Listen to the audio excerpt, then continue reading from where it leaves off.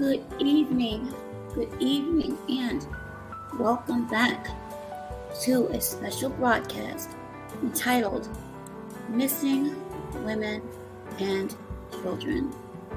Tonight's broadcast is very special and important for those here and abroad. Tonight we will be focusing on the missing and what we can do collectively to help share some of these stories that are not getting adequate or any acknowledgement at all. It is my hope and prayer that the more of these cases are shared, hopefully, prayerfully, those that are missing, some of the cases that may have turned quote unquote cold, may find closure to the family, friends, and loved ones.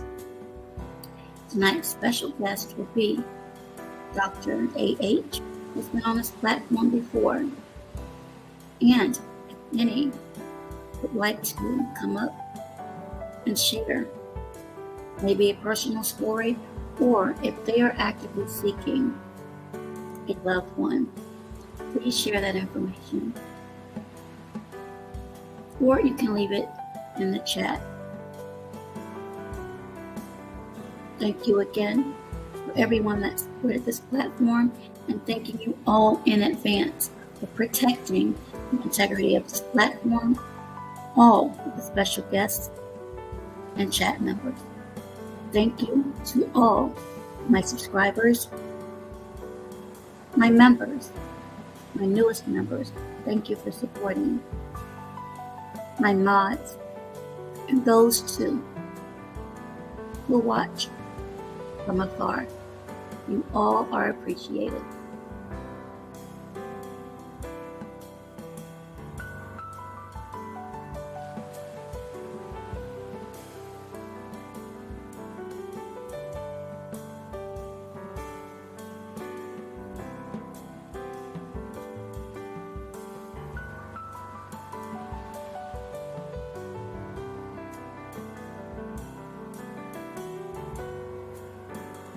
Greetings, Universal Tea with Marie.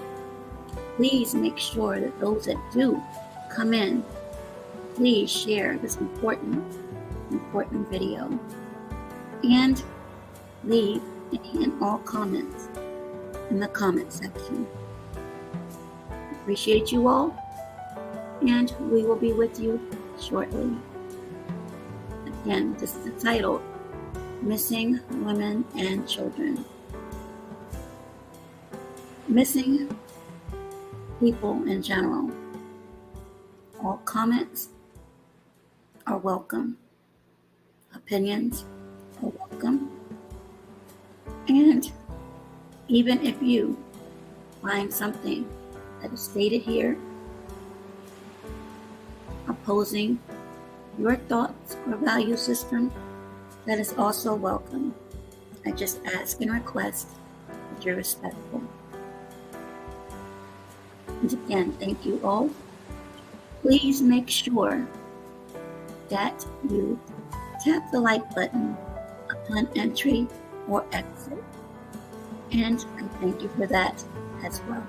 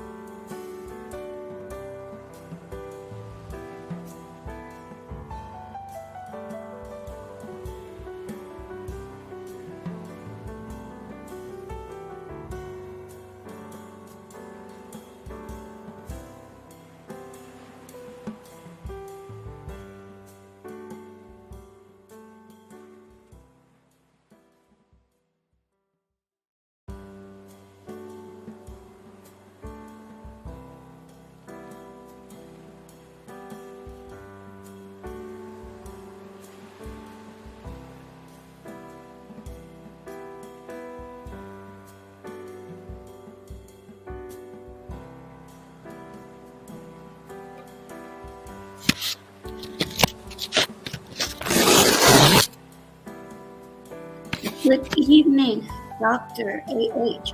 How are you? All right, how are you doing? Can you hear I me? am doing well. I can hear you very well.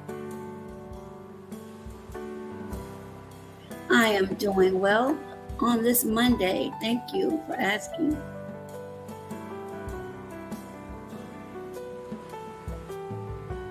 Everyone, welcome back. Dr. A.H., former Baltimore police officer, and tonight's subject will be missing women and children. However, that umbrella will focus on all of the missing. In the description, you will see a couple of resources.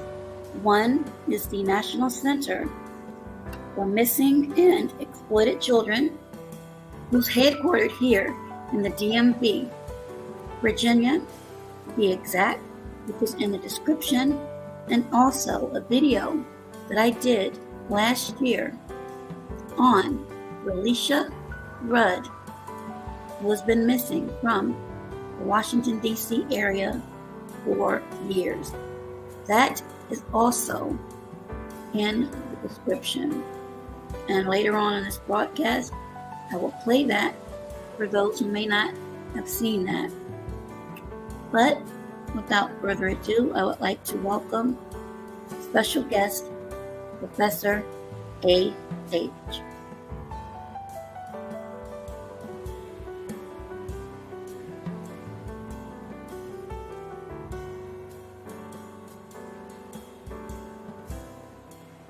You're muted, sir.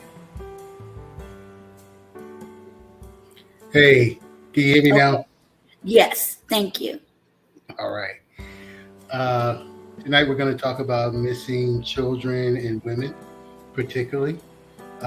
Again, disclaimers starting. The focus will be more on Black missing children and women because that's the forte, but it will be applicable to the general public. These are mainly my opinions. These aren't hard facts, so I won't be going over any statistics and things like that, but I will be referring to the professionals that are out there and everything from my experience that I have encountered in my various things as law enforcement and just as a Black man, 50-something years old here in America.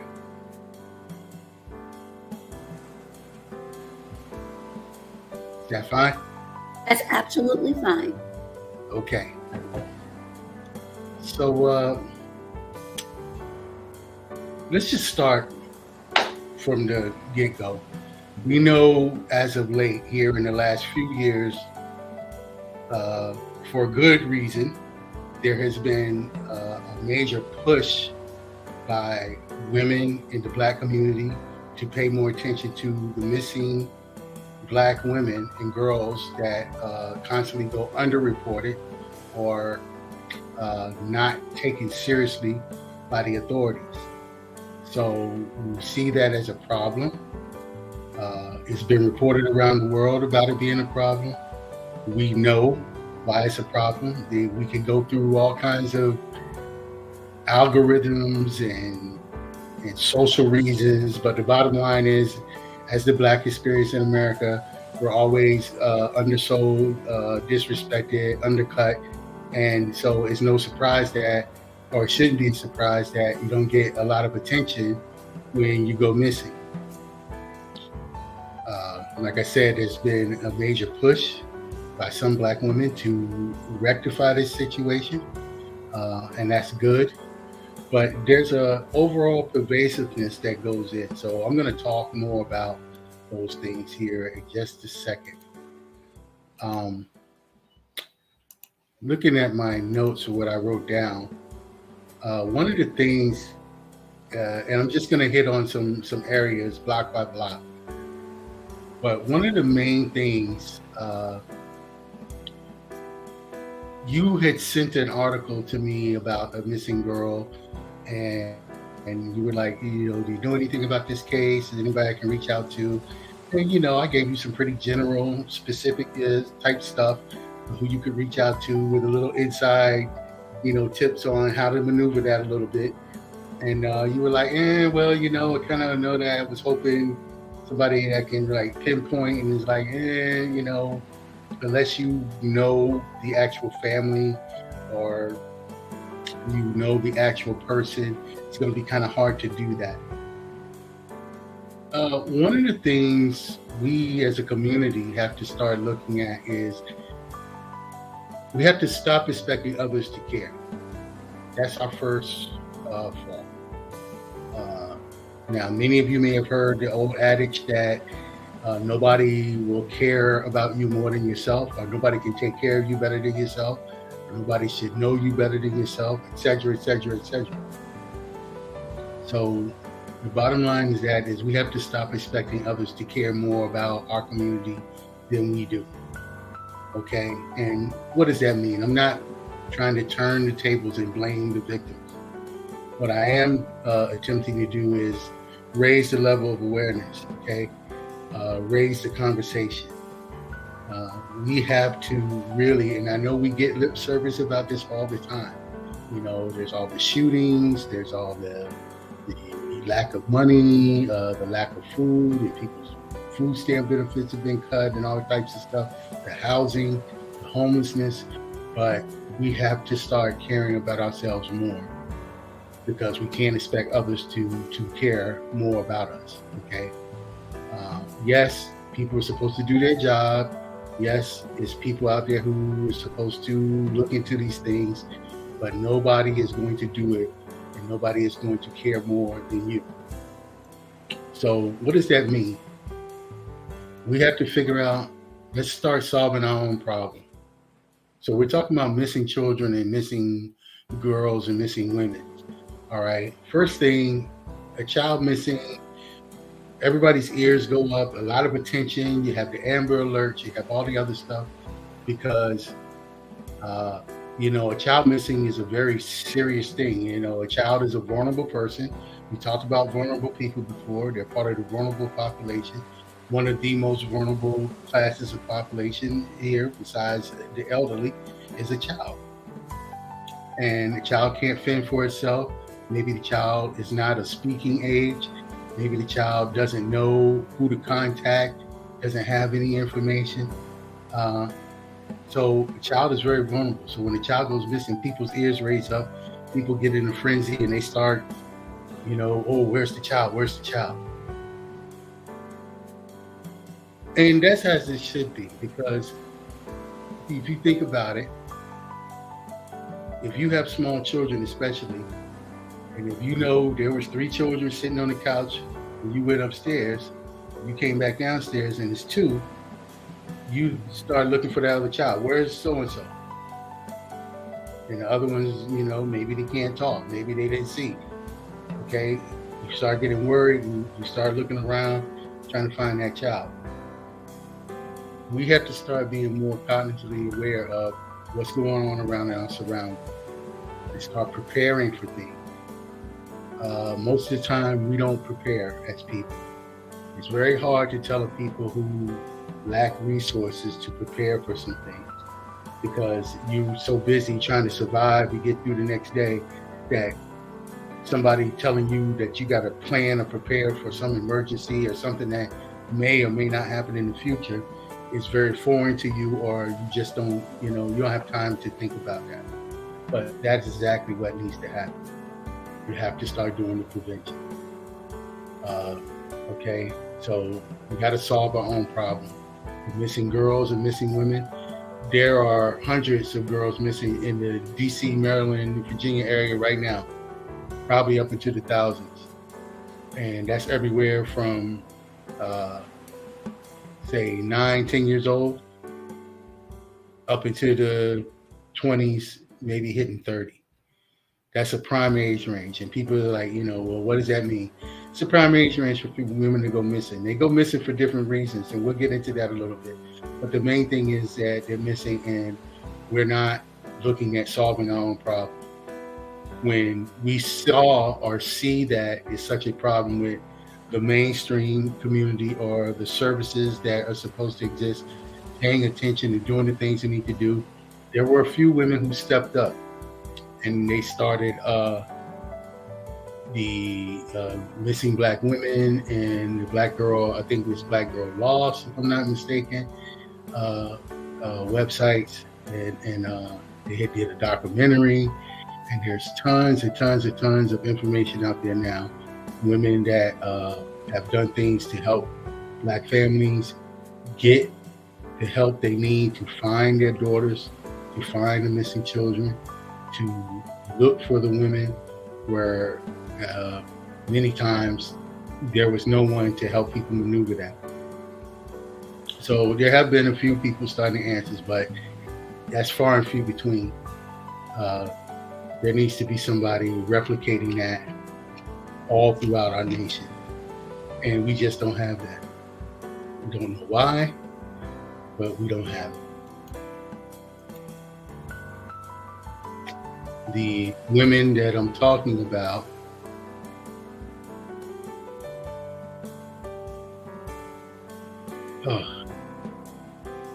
I don't have their names in front of me. I wish I did.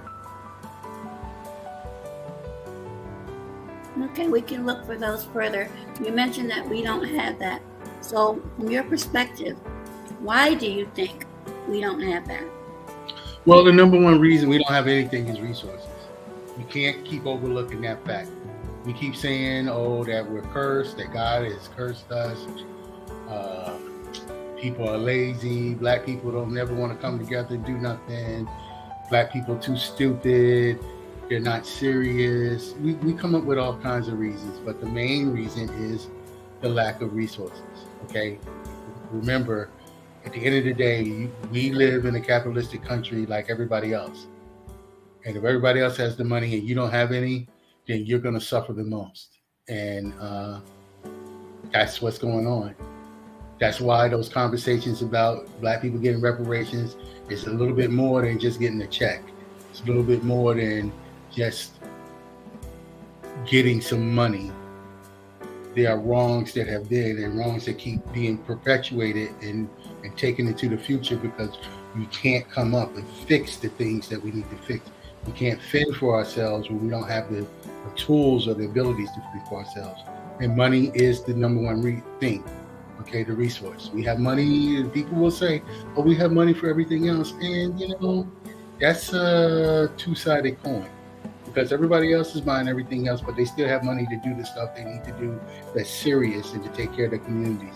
So it's not the spending money, and it's not the lack of saving money, and it's not anything else, but we just don't have what we're supposed to have. Okay? And then comes, I'm sorry, go ahead. What about accountability? I see in my particular area, which is not, I don't want to say bad because nobody is exempt. No area, no zip code is exempt from crime, but accountability. I live in a very diverse area, but I see accountability. One perfect example, this one child, I believe, is between 8 and 10. It's a male, but still, it's a child. The father is not in the home. The grandmother smokes profusely. The mother, and I've spoken to her several times about this child. Number one, playing ball in the street and then kicking the ball against the side of my house. There is a football now in the backyard. It will remain there until someone knocks on this door. Very rude young man. I know that he knows better, but in speaking to the mother, after maybe 3 times, she was like, I'm not going to speak to him anymore. And I said, well, that's fine, ma'am, but if anything is broken, you will be responsible. And she just shrugged her shoulders. So for me, that says a lot, and it speaks to accountability. You have very young children in this neighborhood that are walking around playing on their bikes. Their parents are either inside or doing whatever. There's no supervision. This is an area where it's not a cul-de-sac, but you can easily drive a van with tinted windows and snatch up maybe 3 or 4 of them, and nobody will know anything because they're not out front watching them. They're nowhere. They're inside. And to me, again, it may be funding, as you say, but from what I see, and this is just my opinion, there's accountability issues here. Well, I'll mute my mic. You are 100% correct. Accountability is the issue. The reason that I say resources first is because there's an adage that when you have enough, then you can start getting your people say this in reverse, but they say don't wait till you have enough money to get your act together. You got to act together, then the money will come. And I believe that that's true. But then there's also, it's not about getting your act together. It's about being more whole. When you can't get your act together until you're more whole. There's plenty of us trying to get our act together or saying we got our act together, and then people finding out, well, this is going on or that's going on. So the accountability is the factor. So they're all up there. Accountability would actually, for me, it would come next, but it's there. And I see it. Accountability, responsibility, let's just roll that all into one, because people say, responsible and accountable, or accountable and responsible. Well, it's both. You're responsible for those children and you're accountable for what happens to them. And there are consequences when you go too long without being responsible and without being accountable, holding people accountable. That's a real problem for us. Not just for us, but for everybody. Part of that is the nature in which our society has gone, where you have I don't care, them kids out there running around, this and that, It used to be older children were responsible for watching out for the younger children, and they were held accountable if that wasn't done. They were held accountable if something happened. And then there was always usually one person, usually an older person, who was outside, who was always watching whether the children were aware that older person was sitting on the porch or out there in their yard or not. If you live in the city, it might be different. They might be sitting in the window watching or what have you. That may still happen in some places, but not as frequently. More or less, it's like what you said. The children are out, if they are out running around, because a lot of children don't want to do anything outside now. They're on the screens. And the parents are inside on the screens, watching TV, on the computer, on their laptop. There's still maybe parents that are very busy doing household stuff and this and that, but you have to set those things up. So that whole accountability part is right. And children need it just goes back. Children need the supervision. You cannot have, especially young children, anywhere without having the supervision. Now, I know we live in a free-to-be-me world right now where, we don't want to hinder the child. We don't want to stifle their creative ability. We don't have that luxury, okay? And as Dick Gregory pointed out a long time ago, you can even go back to the Atlanta child murders. People are they've always been taking our children and doing things throughout history. But there's been this black males, now they're into these black females. They've always been into the children. We won't go into a deep dive in that, just to say, if you really want to understand it, just go throughout the history and look. It's there. It's not hidden. It's there. Okay? For us, we don't have that luxury because our children are precious and they need to be watched over and supervised at all times. And yes, sometimes there is an issue because there's no father in the home. Okay. Uh, is that the issue for everybody? There's always exceptions, but that doesn't mean somebody can't be responsible enough to look out for those children and held accountable when they're not. And now it's hard to hold people accountable because if you try to do that, you're going to be seen as a troublemaker, or the police may be called on you, or you start getting harassed and going through stuff that you just don't need it. So for a lot of folk, even though they see things are wrong, they don't want to try to hold people accountable because for them it's not worth it for what they're going to have to deal with for doing the right thing. The next part of what I was going to talk about with that, stop expecting others to care, is it's not their problem, so maybe they're the cause. And what I mean by that is mainstream society doesn't see 1,000 missing Black girls in the DC region as an issue. They don't see the scores of missing Black children as an issue.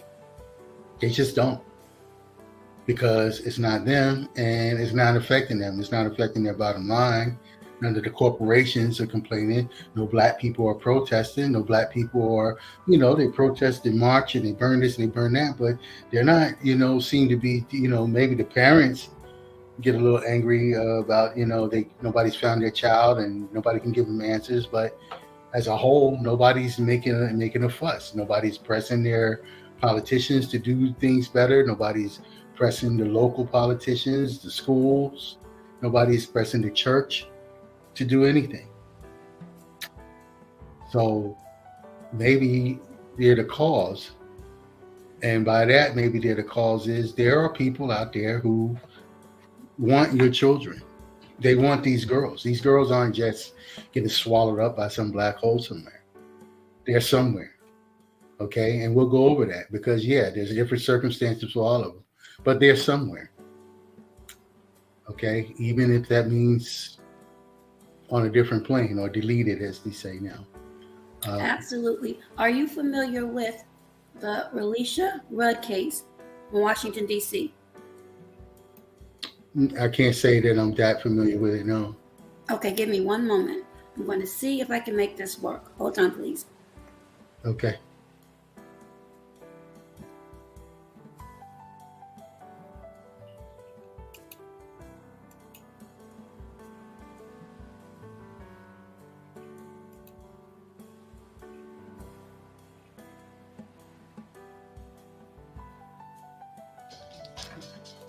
With Squarespace, you can make a website to sell anything.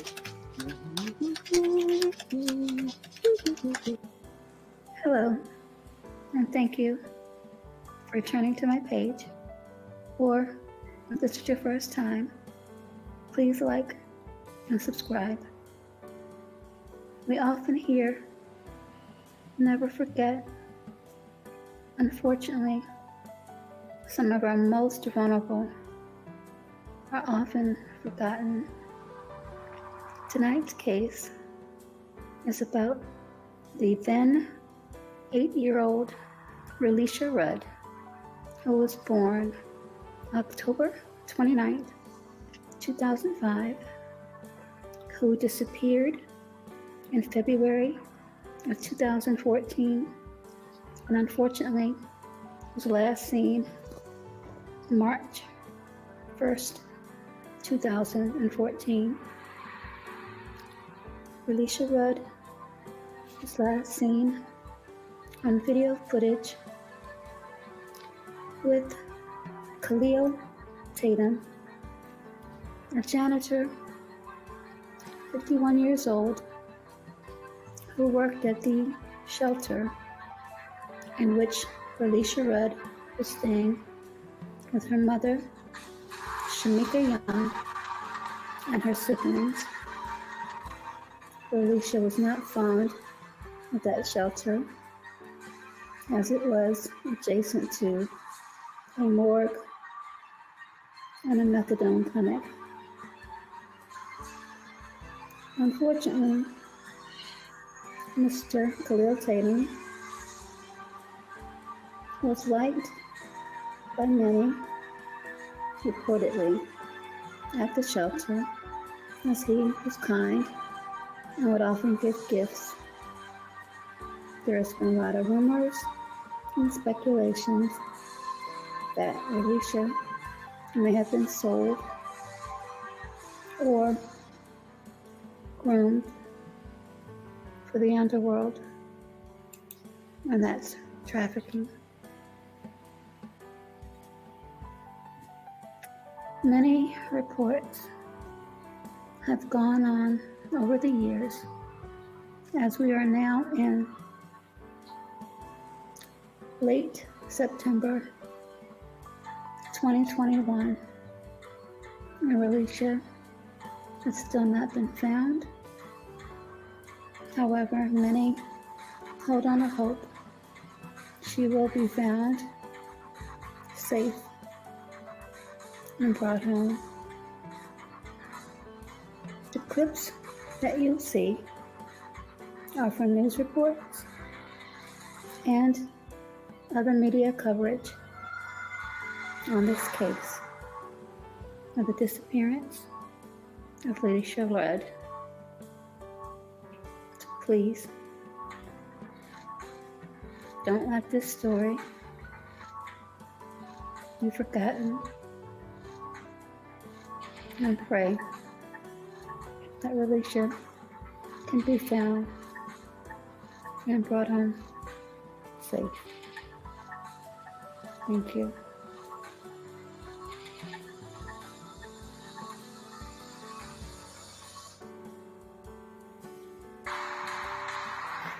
Listen, Khalil was a janitor, worked at the shelter. Khalil was a suspect after they found his wife deceased in a hotel. An anonymous tip, it led the police to the park. They found Khalil's body. The authorities are saying that he died from apparent suicide. Relisha. That's a nice name. She's an adorable child. Goes home every night to help. It's a building that's next to a morgue and a methadone clinic. There's not much else around there. It's a terrible place to live. Absolutely. Until she becomes literally swallowed up by the darkness.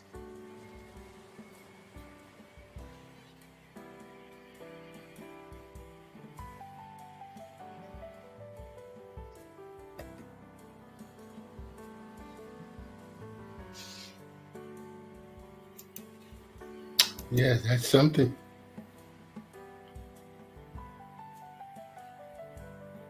You saw the footage. This man, Khalil, played the part as a doctor. Once you further go into that story, but the point is, allegedly her mother had some issues, and this story was also highlighted on the Steve Wilkos show. So we cannot say local and national attention had not been placed on this particular case. And many people question whether this little girl was actually groomed. Some people have even said, and again, this is alleged, that she may have been groomed and perhaps sold. Because it's been years now, and the focus was on a wooded area in Northeast off of Benning Road, and I've been there many times, and they've had cadets and many other officers out there canvassing that area. Still no signs of life or deletion at this time. But I find it very disturbing that Khalil, who you saw in that video with her hand going down that hotel, committed what they say suicide, and his ex-wife was also found deleted in a Prince George's County, Maryland motel. So there's a lot of speculation, a lot of bizarre things within that particular case. So I just wanted to bring that to your attention and to the audience. And I will mute my mic so you can continue. But thank you for allowing me to share that. Yeah.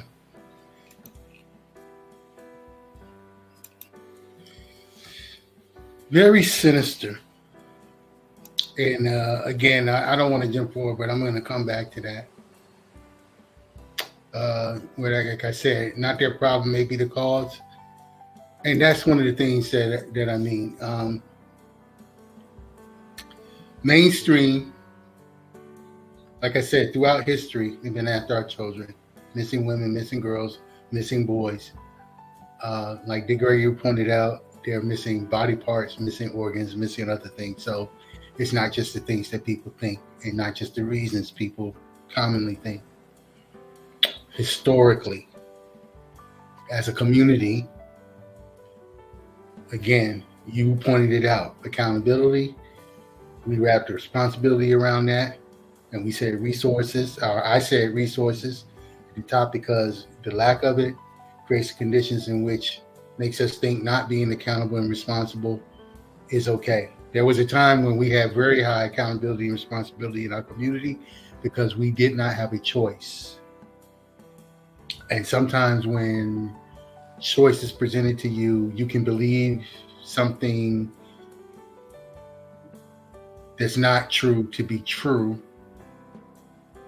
and that you're in a more comfortable place. If you can understand that, then you can understand some of the things that happen to the Black community and why we see such social damage going on.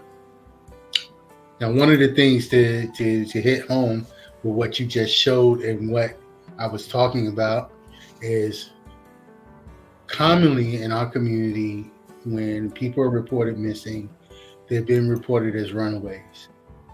I myself have run away from home when I was legally an adult, because I had a strict upbringing with a very strict father that didn't want me to join the military. So in order for me to join the military, I basically had to run away from home. I had to leave and not tell anybody where I was going, because that's basically, you know, it's not the same as like when a child runs away, but it is still somebody that's disappeared, ran voluntarily. Okay, nobody knows where I was at. Nobody knows what's going on.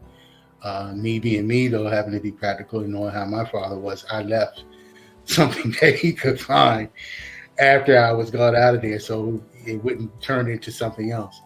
But and that's the whole other thing. You know, we know who we have in our lives, so we know we don't show up at home after work, somebody's going to start looking, start calling. We don't get home from school, somebody's going to start looking, start calling.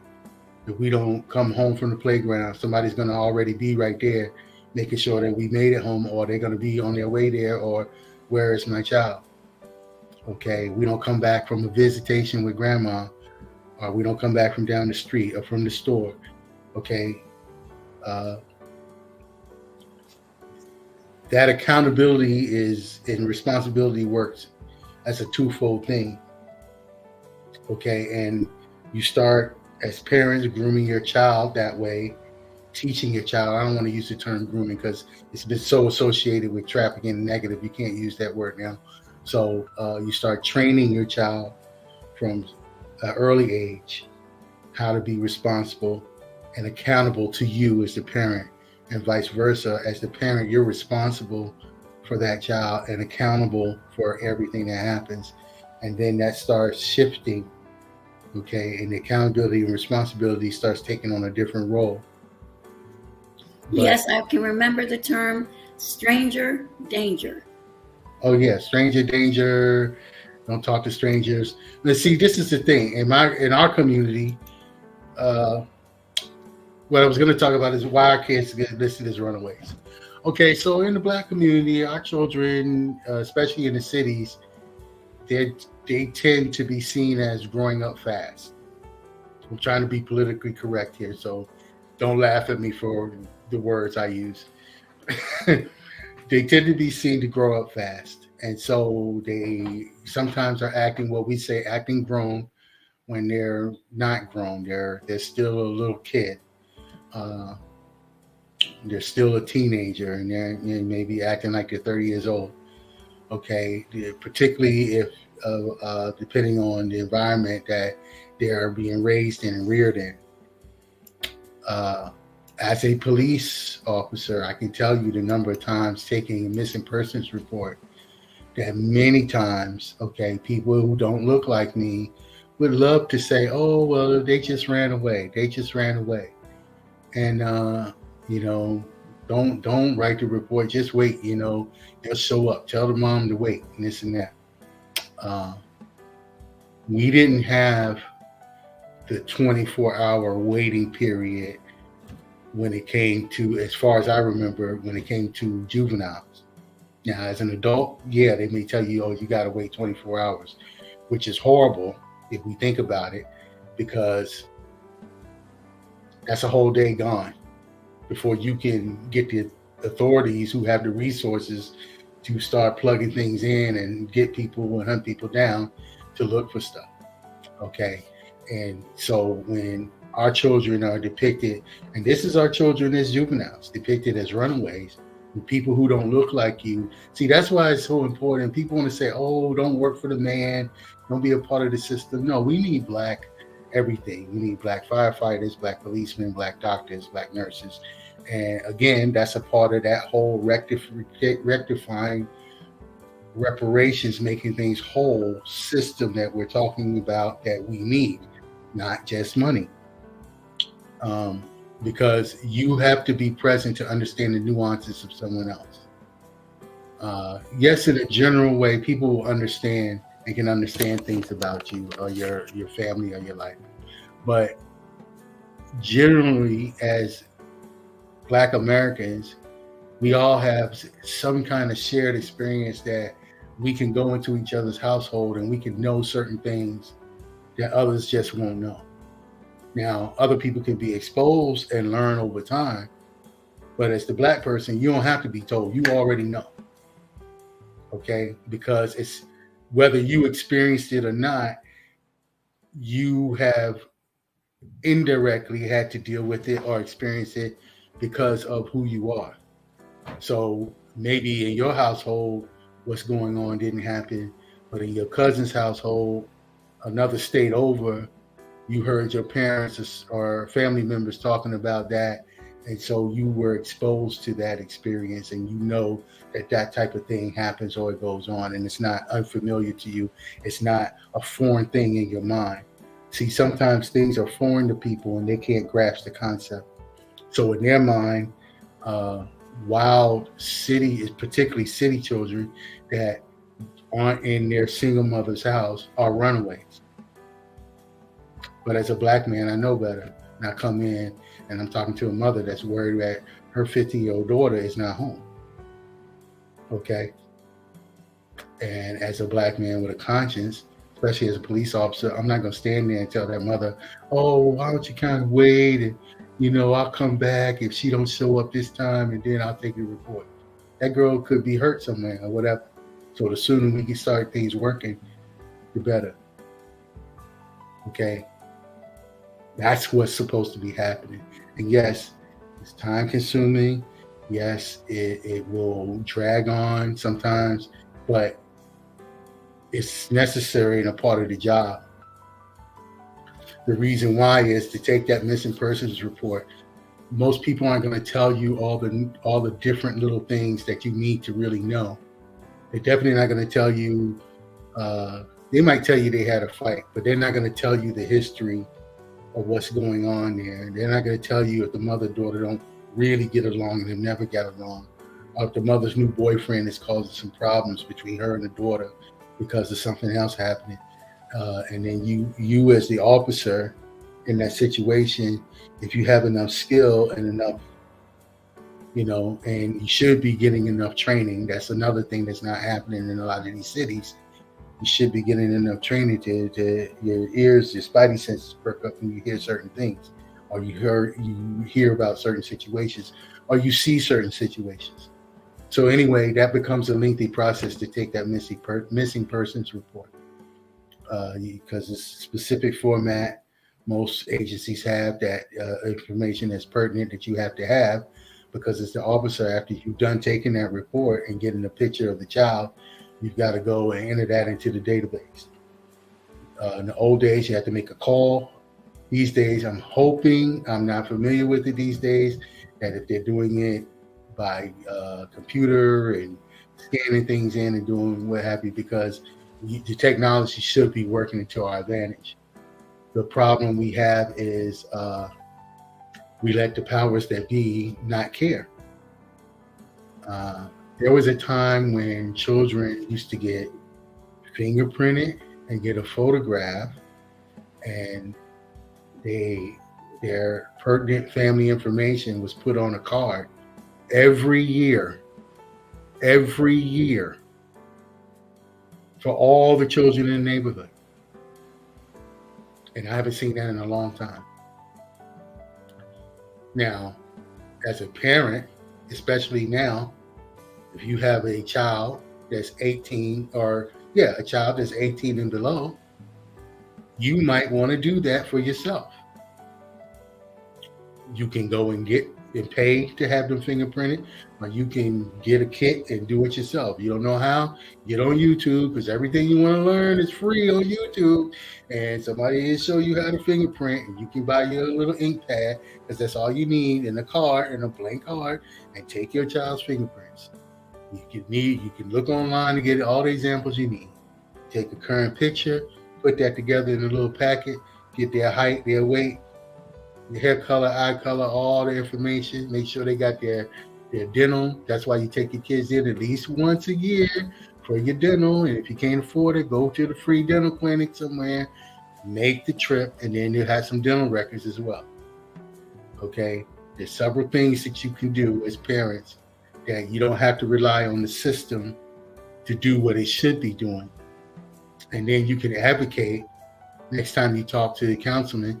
Yeah, you want to get more businesses down here, but how about we do making a child registry and do something to help protect our children in the city, in the state?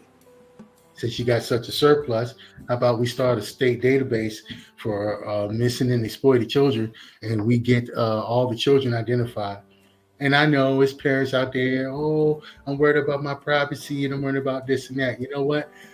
When your child is missing, or your child is abducted, or your child is hurt, you're going to not care about your privacy then. So, I'm not saying that's not important. What I am saying is you need to weigh what's more important to you. And you need to understand, they made us so afraid of all these issues that have nothing to do with our experience in this world. And we need to have that, because most regular people don't have the resources to enter their child into a database and get all the information and have all this stuff to help some investigator figure out if your child is missing or whatever. You watch too many shows when you show these detectives finding these bodies in a short period of time. It doesn't work that way. It usually takes a long time. And it's usually by some stroke of luck that nobody could ever figure out. It's just somebody confesses, somebody finds a little piece of cloth, or some dog goes and sniffs, finds a bone, and next thing you know, we find a body. They do forensics on the body, and now we found out, oh, this person that was missing 5 years ago. Okay, now we can try to figure out what happened to him, see if we can find out who did it. So do you think some of this fear that you're speaking of is directly or indirectly with the 2020 pandemic, as far as wanting to know? This was beforehand. Okay. All the pandemic did was raise the contradiction.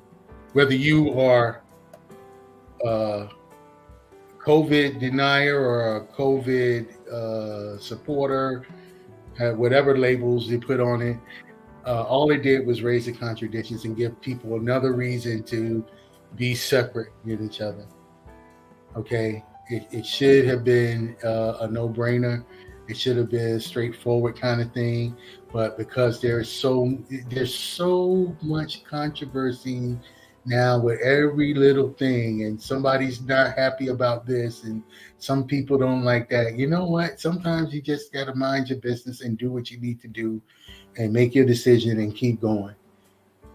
And you don't worry about the other person. And because it was a social thing that could be transmitted and passed, and people, it became such but the fears are already there. Oh, I don't want people looking at my information.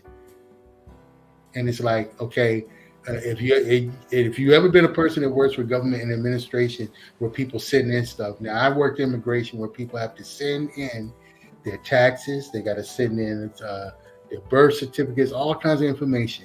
And do you know on those forms that they had to fill out, you would have people blocking out their social security number. And it was so like, do you really think I could get your social security number? It's half time, I don't even need your full name. If I get enough information, I can put it together and figure out it's you. I can get your neighbor's information and get your information.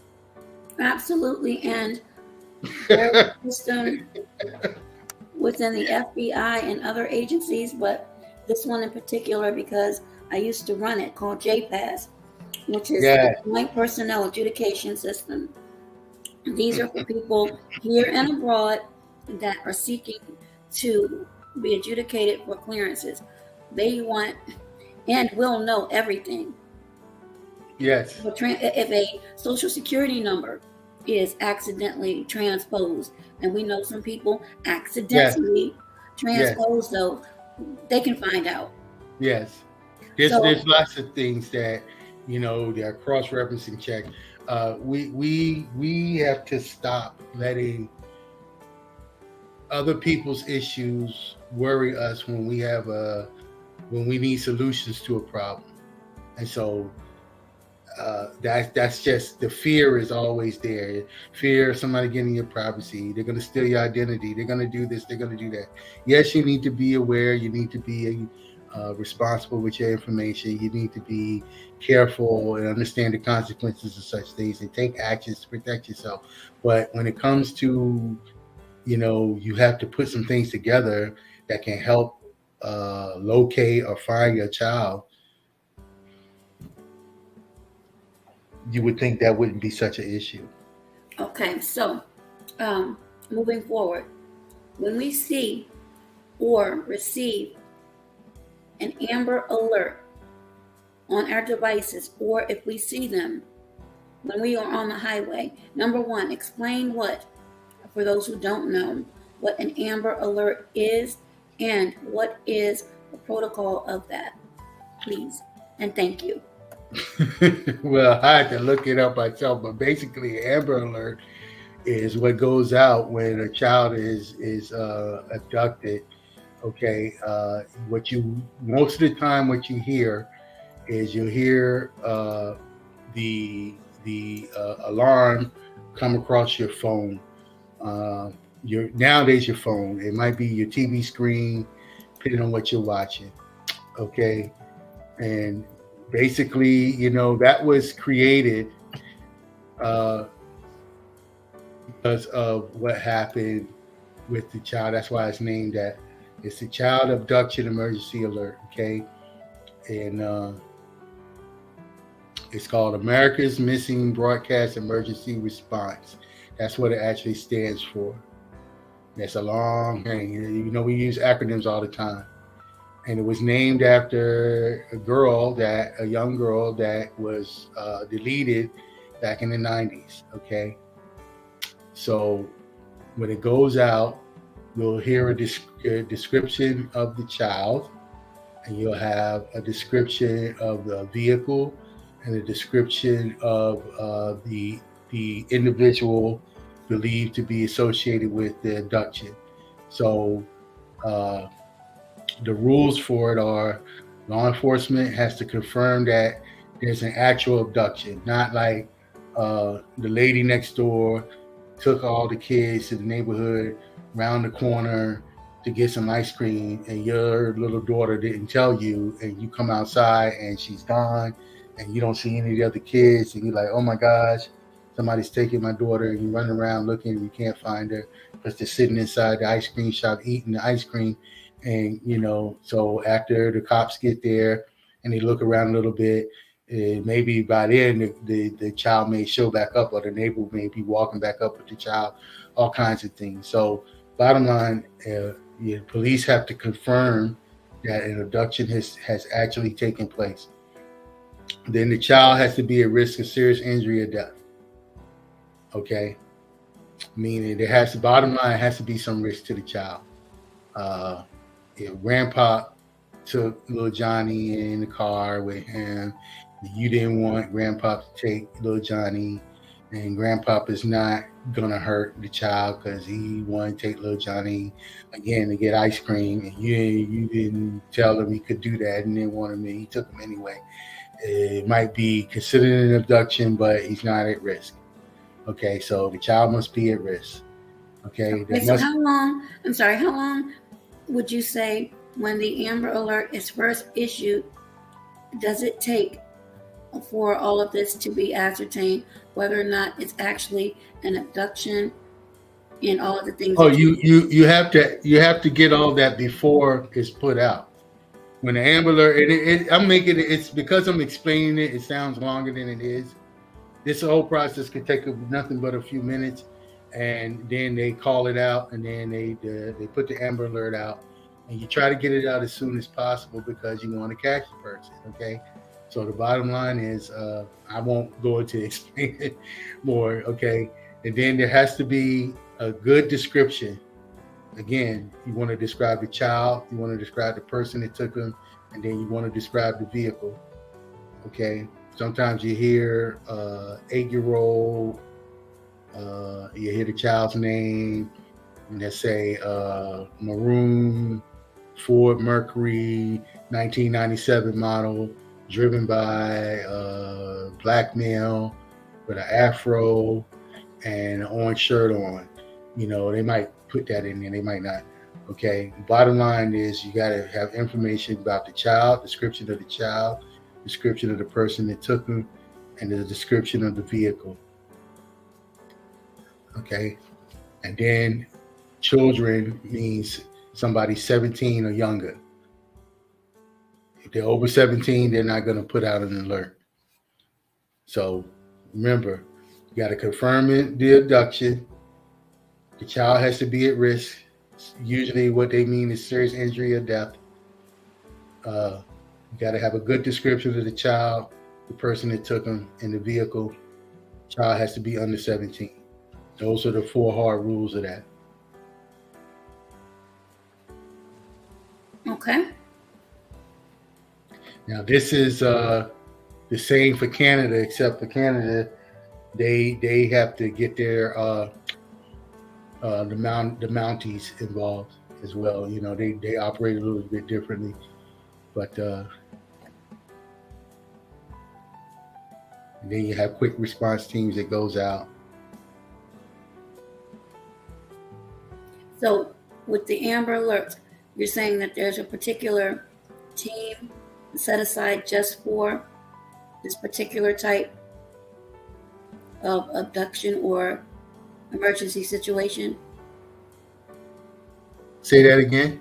Is there a particular team that's set aside to respond to these Amber Alerts? There are some, but it depends on the state. I don't know what the current stuff is. I know online, if you look, it'll tell you that in 43 states have teams, but child abduction response teams.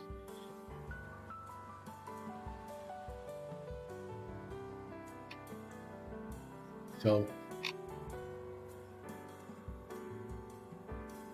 have to understand, very serious. And when you hear it, and then you may hear Amber Alert license, you get the license plate of the car, they tell you the model of the car, tell you the date, You know, sometimes it'll come across as a text. You'll hear the alarm, and usually everybody's phone will be going off at the same time. So that's how you know. Just like if it's a weather emergency or something else, you'll hear the alarms go off, and then you if you're on the TV, it may broadcast, but you will see the text messages, like the text alert will come across as well. So it won't just be like a voice message. Absolutely. So say that you're on the highway and you see it on the sign and you actually see the vehicle. Once you call that in, what's the protocol with that? If you see a vehicle you believe or comes across that was on the Amber Alert, immediately dial 911. Do not approach the vehicle. Follow them. Be aware, if you follow them too closely, they're going to get spooked and probably take off. So unless you're ready to get into a high-speed chase, just stay far enough away where you can keep an eye on them. Okay, try not to lose them. If you can, confirm that it's the actual car. Again, sometimes people get the license plate wrong. It may be CRW 512 and they see CAW 512 and think that's the car because it's the same make and model, and call it in. Their mistake couldn't hurt. As long as you don't do something crazy like ram the cars. Oh, this car's an Amber Alert. I know you stole a child, and wind up being a mistake. You don't want that. So again, don't approach the vehicle. Keep an eye on it. Particularly if you see them get out. If they park the car and they take the child with them into, say, a McDonald's or into a building, you want to make a note of that. But bottom line is you want to call 911, tell them you located a vehicle that was on the Amber Alert, okay? And let them know where you are, try to pinpoint where you are. And, if you don't know where you are, the street names and this and that, give them landmarks. Slow down enough to look at a street sign and get that. I'm at the corner, 4 corners where the Wendy's and the McDonald's and the racetrack is. The dispatchers are sometimes very good at figuring out and knowing certain landmarks if you just don't know the street. Or I know I was on the main street going through town and I just passed the Shell station where everybody parks at on Saturday nights. Whatever you can know, whatever you see. Okay, would you say that a lot of these cases are, as far as the Amber Alerts, a direct result of perhaps custody modification? I've seen quite a bit of that. It could be anything, and let me talk about some of the listed as runaways, and then, well, we're gonna tie it all in. I would say that half of those cases for the Amber Alerts are related to a relative or the parent, non-custodial parent, being involved. I won't go further than that. Now, there are people who can give you the stats and go on that, but in my personal experience is pretty much 90% of the time. But overall, I wouldn't say 90% of the time, because like I always say, the goofballs are out there. Okay, please stop. And I'm gonna get into that a little bit later down, further into our conversation. But the goofballs are always out there. They never stop. They don't sleep. They're always. That's why you always have to be watching your children, keeping an eye on things, locking your doors, making sure that you know who's who and where's where they're going, what time they're gonna be back, what they had on.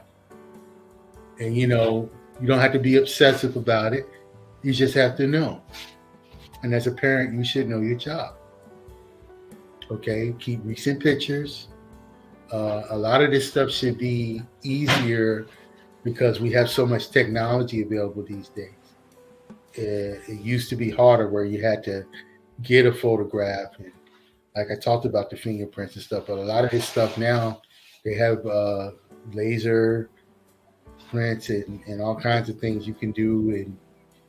And I mean, if you want to pay for it, if you can't afford it, don't want to pay for it, you can do it the old school way with the ink and other things, and take your picture, get your picture printed out or print it out, and minimum every year, if not more. Same thing with taking your child to the dentist. Same thing with other stuff. Uh, Same thing with keeping, since you brought that up with a custodial thing. Same thing with keeping your copies of your decrees that give you custody. If you divorce, your divorce decree. But the main thing is that custodial decree. Your identifications. Please stop thinking that people are going to take it for granted that you are who you say you are just because you have that piece of paper in your hand. Okay, or that they can look it up on the computer or what have you. And if you're going to have the paper, have an official looking copy. So take the time to go and get a copy that's got the seal on it. Usually there's a seal with the signature and stuff on it. You want that. Okay, you want, just like I said, you want it to look there. I know carrying around the original sometimes you need to put that up, lock it up somewhere in the house. It ain't gonna burn up or do whatever because you need this part of your important papers. But you need to have copies with you. You need to have identification with you so you can prove your case right there to the officer that's showing up. Because many times people don't, or they don't have one at all. They want to say they do, but really they don't. Just because the child was left with you and the father never took care of the child, only had the child over every once in a while, whatever. And then one day he decided to show up and take the child with him. And you're like, you can't do that. And you're like, well, we both parents and there's no thing. So until you take me to court and you're granted custody of the child, you both have dual custody of that child. So nobody can do anything to him for taking his child. You can't stop them from taking the child. The only thing that may be possible is if there's an issue, you can report that to the State Department and they can stop them from taking the child out of the country without your permission as the term. But otherwise, and then you have to remember, usually people are going to do this. They either figured out a way to get around the system or they're going to figure out a way, or they don't care. So you can't depend on the system. You have to do for self. You have to set up preventive measures for yourself. Okay? Absolutely, which goes into the importance of social media. As a parent, I know a lot of parents get spooked about what their children or child may be looking at or engaging in on social media. We all know that digital footprints are left on social media. So what's the importance as it relates to missing women and children? Because I really want to stay on topic. Okay, so let's get back to that. So the reason most of our children are seen as runaways because they already think, most people think our children are wild. When you see the 200 children, the 300 children out at the harbor, and then 3 people get shot, what do you expect people to think? When there's 10, 12, 13, 14, 16, 18, and 19-year-olds all running around, no adult supervision nowhere, nobody trying to keep order nowhere, nobody being accountable or responsible, what do you expect the world to think? So, and the runaway moniker puts you in a category of not being cared about. That sets you up to not be taken seriously. That sets you up for your case not to be worked on. You see where I'm going with that? Yes, and welcome, information man. If you'd like to come up, because I know you mentioned about the Atlanta child murders, you are welcome. If not, enjoy in the chat. But thank you and welcome, information man. All right. IP man, how you doing? You mentioned social media. So here's the thing with social media. If you're going to give the child a phone, and I'm going to go out on a limb here, if your child is under 18, then you probably got that phone and you're probably paying for that phone. So you need to keep track of that phone. Now, depending on the type of parent you are, it doesn't mean taking the child phone and going through it and doing all kinds of stuff and setting it up. But it does mean at a minimum that, there are programs that you can, as a parent, get on that phone that the child can't take off. Whether that's a tracker, whether that's, there are programs that, as you say, keep a digital footprint about what they're looking at. There's safe block engines, so certain stuff they can't look at. Now, yes, there's whiz kids that try to figure out ways to get around that. Some do, some don't. But if you're checking it regularly, you'll figure that out, or you'll see it. Or if you like how our parents, if you're older, in the older days, the parents would know stuff because it was always somebody checking, whether you knew it or not. Plenty times, when I got older, I would hear about how my father would call the school, or sometimes even come up to the school. You ain't even know. You busy doing your thing. Or know when I would take the spare key to his car because him and my stepmother would be in the car and go to work, and then the other car would be in the driveway. And if I missed the bus, I knew where the spare key was, and I'd take the car, especially when I got my license, and then I'd drive to school, and then I'd hurry up back home from school, drop my buddies off, get in the house before they got home from work. But he would know, whether it's the odometer, whether it's, knowing how he parked it, certain little things, what you're looking for. And people always say, oh, you got to get slick when you got this. You're not going to catch everything. So if you're checking as a parent, you're going to find out. Now, the digital footprint, there's an old saying that's out there that came out when the internet started getting popular in the late 90s, actually in the 2000s. And you know what it was? It's like, once you put it out there on the internet, it's out there forever. Now, we know that there's professional people, especially if you're a politician or somebody of some importance, that are paid to go and find that stuff and scrub it off. That doesn't mean it doesn't exist. That means somebody scrubbed it off. Okay? There's a difference in not existing and being scrubbed off. Somebody can go back and say, hey, there was something about this person here, but somebody deleted it. So now we know somebody doesn't want us to find out what that was. So there's always a digital footprint, okay? It takes specialists, time, and resources, usually in the form of money, in order for the police departments to do that. Most of them have some good forensic people, but again, everybody's not going to use their full regimen of skills to either find your child or find this person or that person.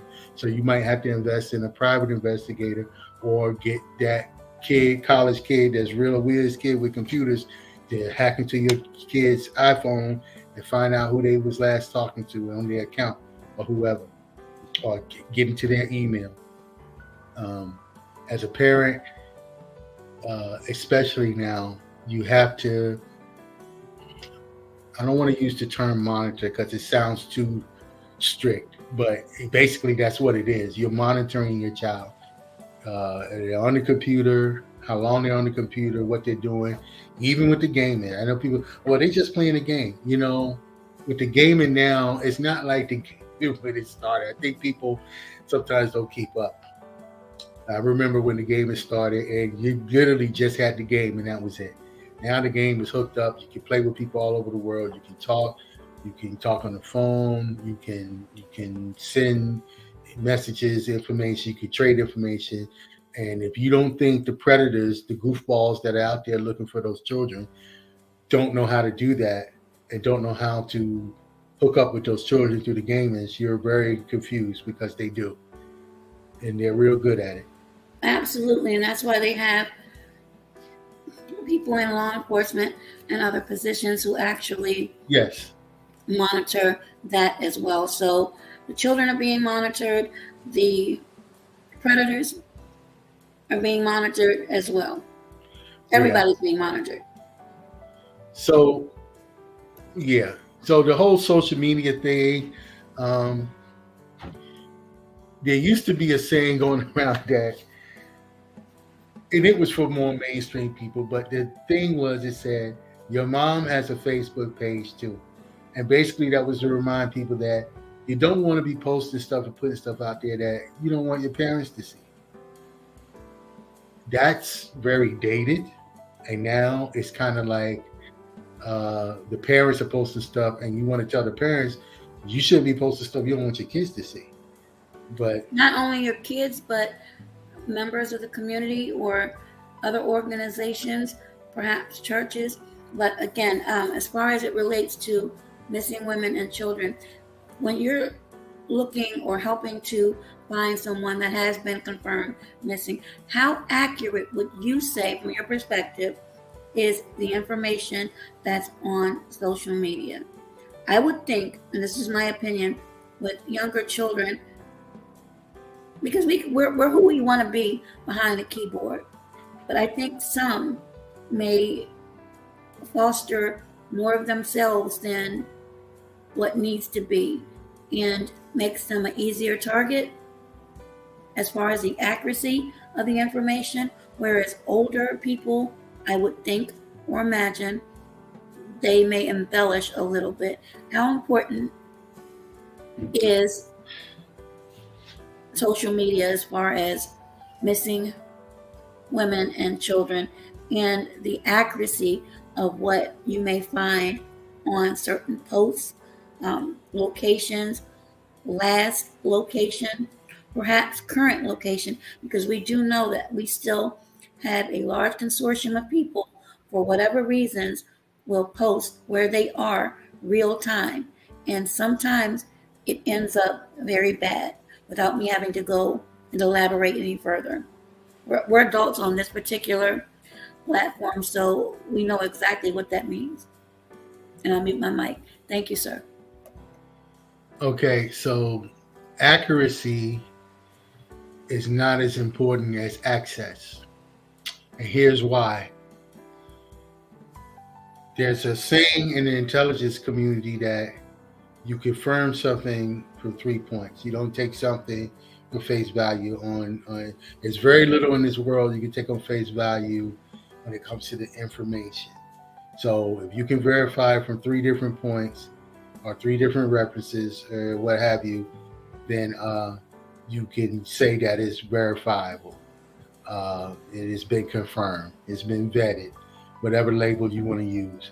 Now, usually there's more, and usually there's other things that make it more credible, so you don't have to go through finding all these things. But when you're looking for missing people, you may have to do that. The reason I say access is more important than the accuracy is because if I can get the access to finding out what social media you're using, and I can get into that, then the accuracy won't matter, because I will put together what I need to, and it has to match. You can embellish, you can exaggerate, you can lie, but when I hold it up against what I know to be a fact and it's not true, then I can start making a composite. There's plenty of people that And I used to help people in the military at one point do this, that set up fake things to keep as a measure to keep people away, not as a measure to go after people or do malicious things. It's like a protection sort of thing that was going on. So I can tell you real time. Well, okay, I can tell you my experience looking for people, uh, checking out people, that there's certain databases and you have access to as an investigator that you can go into, and it will give you all the social media that person is on, because this is the age we live in. Well, so social media is real. There are tons of people on it. Do not believe for 1 second that your Facebook, your Google, your this, your that is protected enough that the agencies that want to have your information won't get it. Yes, privacy and other stuff are in place. Yes, data breaches happen, but it's there. So when I have that, if I'm looking for you, many times people's social media platform doesn't represent them at all. It may be a different handle, it may be something that they're into. Their pages may have certain things on it, and that's what you use to verify who they are, or where they've been, or who their friends are. Again, who you're associated with. That's why people always say, well, who's the known associates for this criminal? Who you're associated with, that whole birds of a feather. You're not hanging out with people you don't have something in common with. And so if you are hanging out with the people you regularly have something in common with, and then this person you don't have nothing in common with shows up somewhere, then, you already know, okay, well, what's going on with that? That may be the person that picked you up. That may be the person that did something to you. There's all kinds of scenarios that could play out. But once you get the access, the accuracy, yes, if it's accurate, it helps with the speed in which you can put some things together and maybe locate somebody or find some people that can find some people that can find some people. But it's not as important as the access. Now, one of the things for us, we talked about the whole runaway thing. People get caught up in personality. So it's good you talked about social media and not the content, okay? Missing persons, these missing children and women, particularly Black children and women, it's not a game. Dick Gregory said a time back that there was 100 million Black men. What did he say? 1 million Black men or 100 million Black men was missing, and nobody knew where these men. 1 million Black men was missing. Nobody knew where they were. Were they locked up? They just fall off the planet, fall off the flat Earth, if you will. What happened to them? They on the moon? Where are these Black men? Nobody knows. And we're not talking about people that they made up or people that people don't know. No, where are these Black men that are missing? Nobody knows. Okay. That's a wake-up call for us to understand that, again, to the mainstream, we're not their problem. They don't care about that. It didn't affect their bottom line, so it's not a problem for them. Okay, the last thing I saw was he said there were 1.5 million Black men were missing. And nobody talked about that, like when they talked about the organ harvesting and other stuff. So it was 1 million Black men missing. How many Black women are missing? How many Black children are missing? If we haven't noticed that there's 1 million brothers missing, 1.5 million. So that's 1,500,000 Black men just not here that were born, walked around, did this, did that, and now are gone. And nobody knows. There's no traces of what happened to them. So how many Black women is that? How many black children is that? Nobody says. We might get a rough number. Oh, there's 1,000 girls missing in DC. Oh, there's 100 girls missing in Baltimore. And then, they may find a few, that were actual runaways, because okay, that's a real issue. It's a very serious thing. It's not a game. And a lot of times what I have seen so far is there's and I don't fault them. There have been some great work by these sisters that helped do the documentary, the former police that started the thing, and I believe when I set up the resources, when I sent those things to you,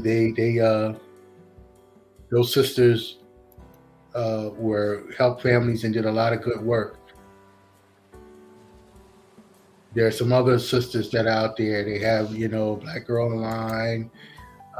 There's let me see real quick. Black and Missing. There's some that have been started in Maryland, some in some other places, some really good organizations. My problem is we need more investigators. We need more resources to find these people. And how would you suggest? Go ahead. How would you suggest one goes about doing that? Because I'm actually partnering up with the National Center for Missing and Exploited, because it is in Virginia, which isn't too far from me, in reference to the Junia Savoy case, which is out of Baltimore. And they seem to believe she's still in Baltimore. We do not know that. The last update was December of 2022. Good. I'm glad you said that. I'm going to hit on that. Go ahead. Okay, no, that's it. It's just we're almost near 1:30, and I wanted to make sure we covered as much as possible. Okay, yeah, I'm flexible, so don't worry. I mean, I know you might not be, but I'm flexible, so don't worry about my time. Okay. The first thing is you got to understand the websites and things are good to post it out, get the information out there. But like I said in the beginning, there were things in place before. We need everything, all the talks we have. What I always say, it begins and ends with self. We have to take it serious. It's our problem. Stop looking at the system. Stop waiting for others to take control or to help you out. Start doing some things yourself. That means prevention. That means do what you can do.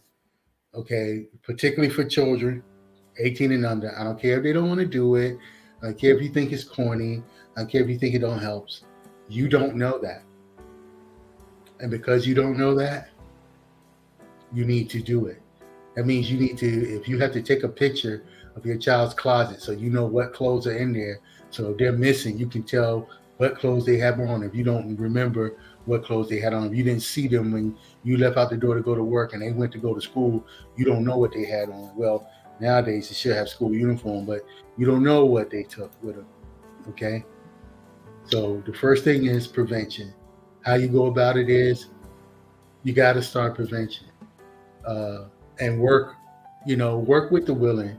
Always work with the willing. Don't waste your time. Don't let people waste your time. Work with the willing. There's people already from those websites. You can find people that want to go.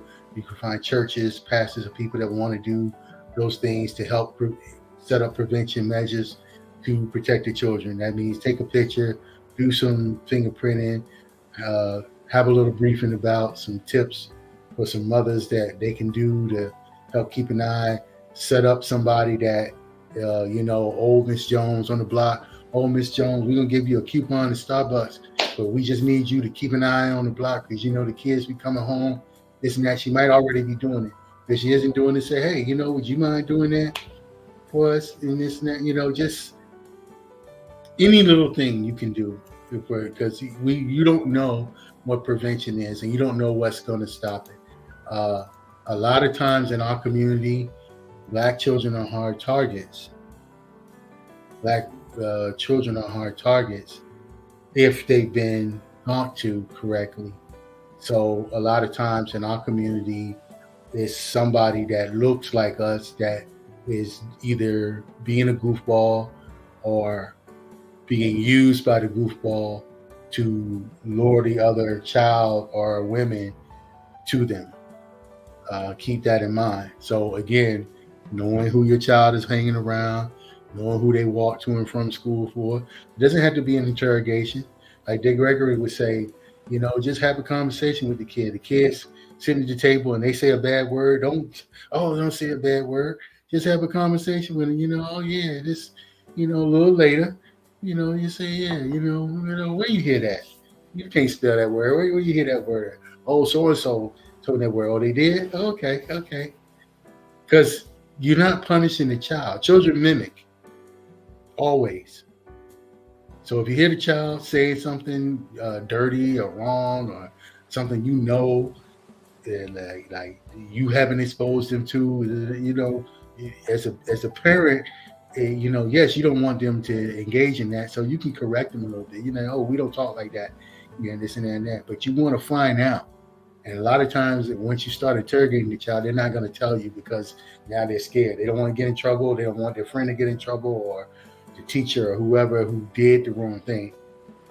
Absolutely. So back to the missing women and children. Again, I'm trying to stay on topic about. Yeah, well, that's a part of that. Yes, I understand that. But again, we're running up to almost 1:30, and I wanted to capture as much as possible. What, in your perspective, is deemed as priority once it is determined or deemed that there is a missing woman or child? Or is there a measuring stick for what is deemed a priority? Would you mean the woman or the child, or what things to do? How is it determined? Like, if it comes across the desk, okay, we have a possible or potential missing individual. Child is always first. Okay. And are there other issues you had mentioned in our communication? Sometimes it's a mother and child. There's been a few cases of late where a mother and child, like that one just down in Florida, that horrible case where the baby with the alligator, and that horrible case. There's been stuff of late where the mother's missing, the child's missing, so it's not a delineation.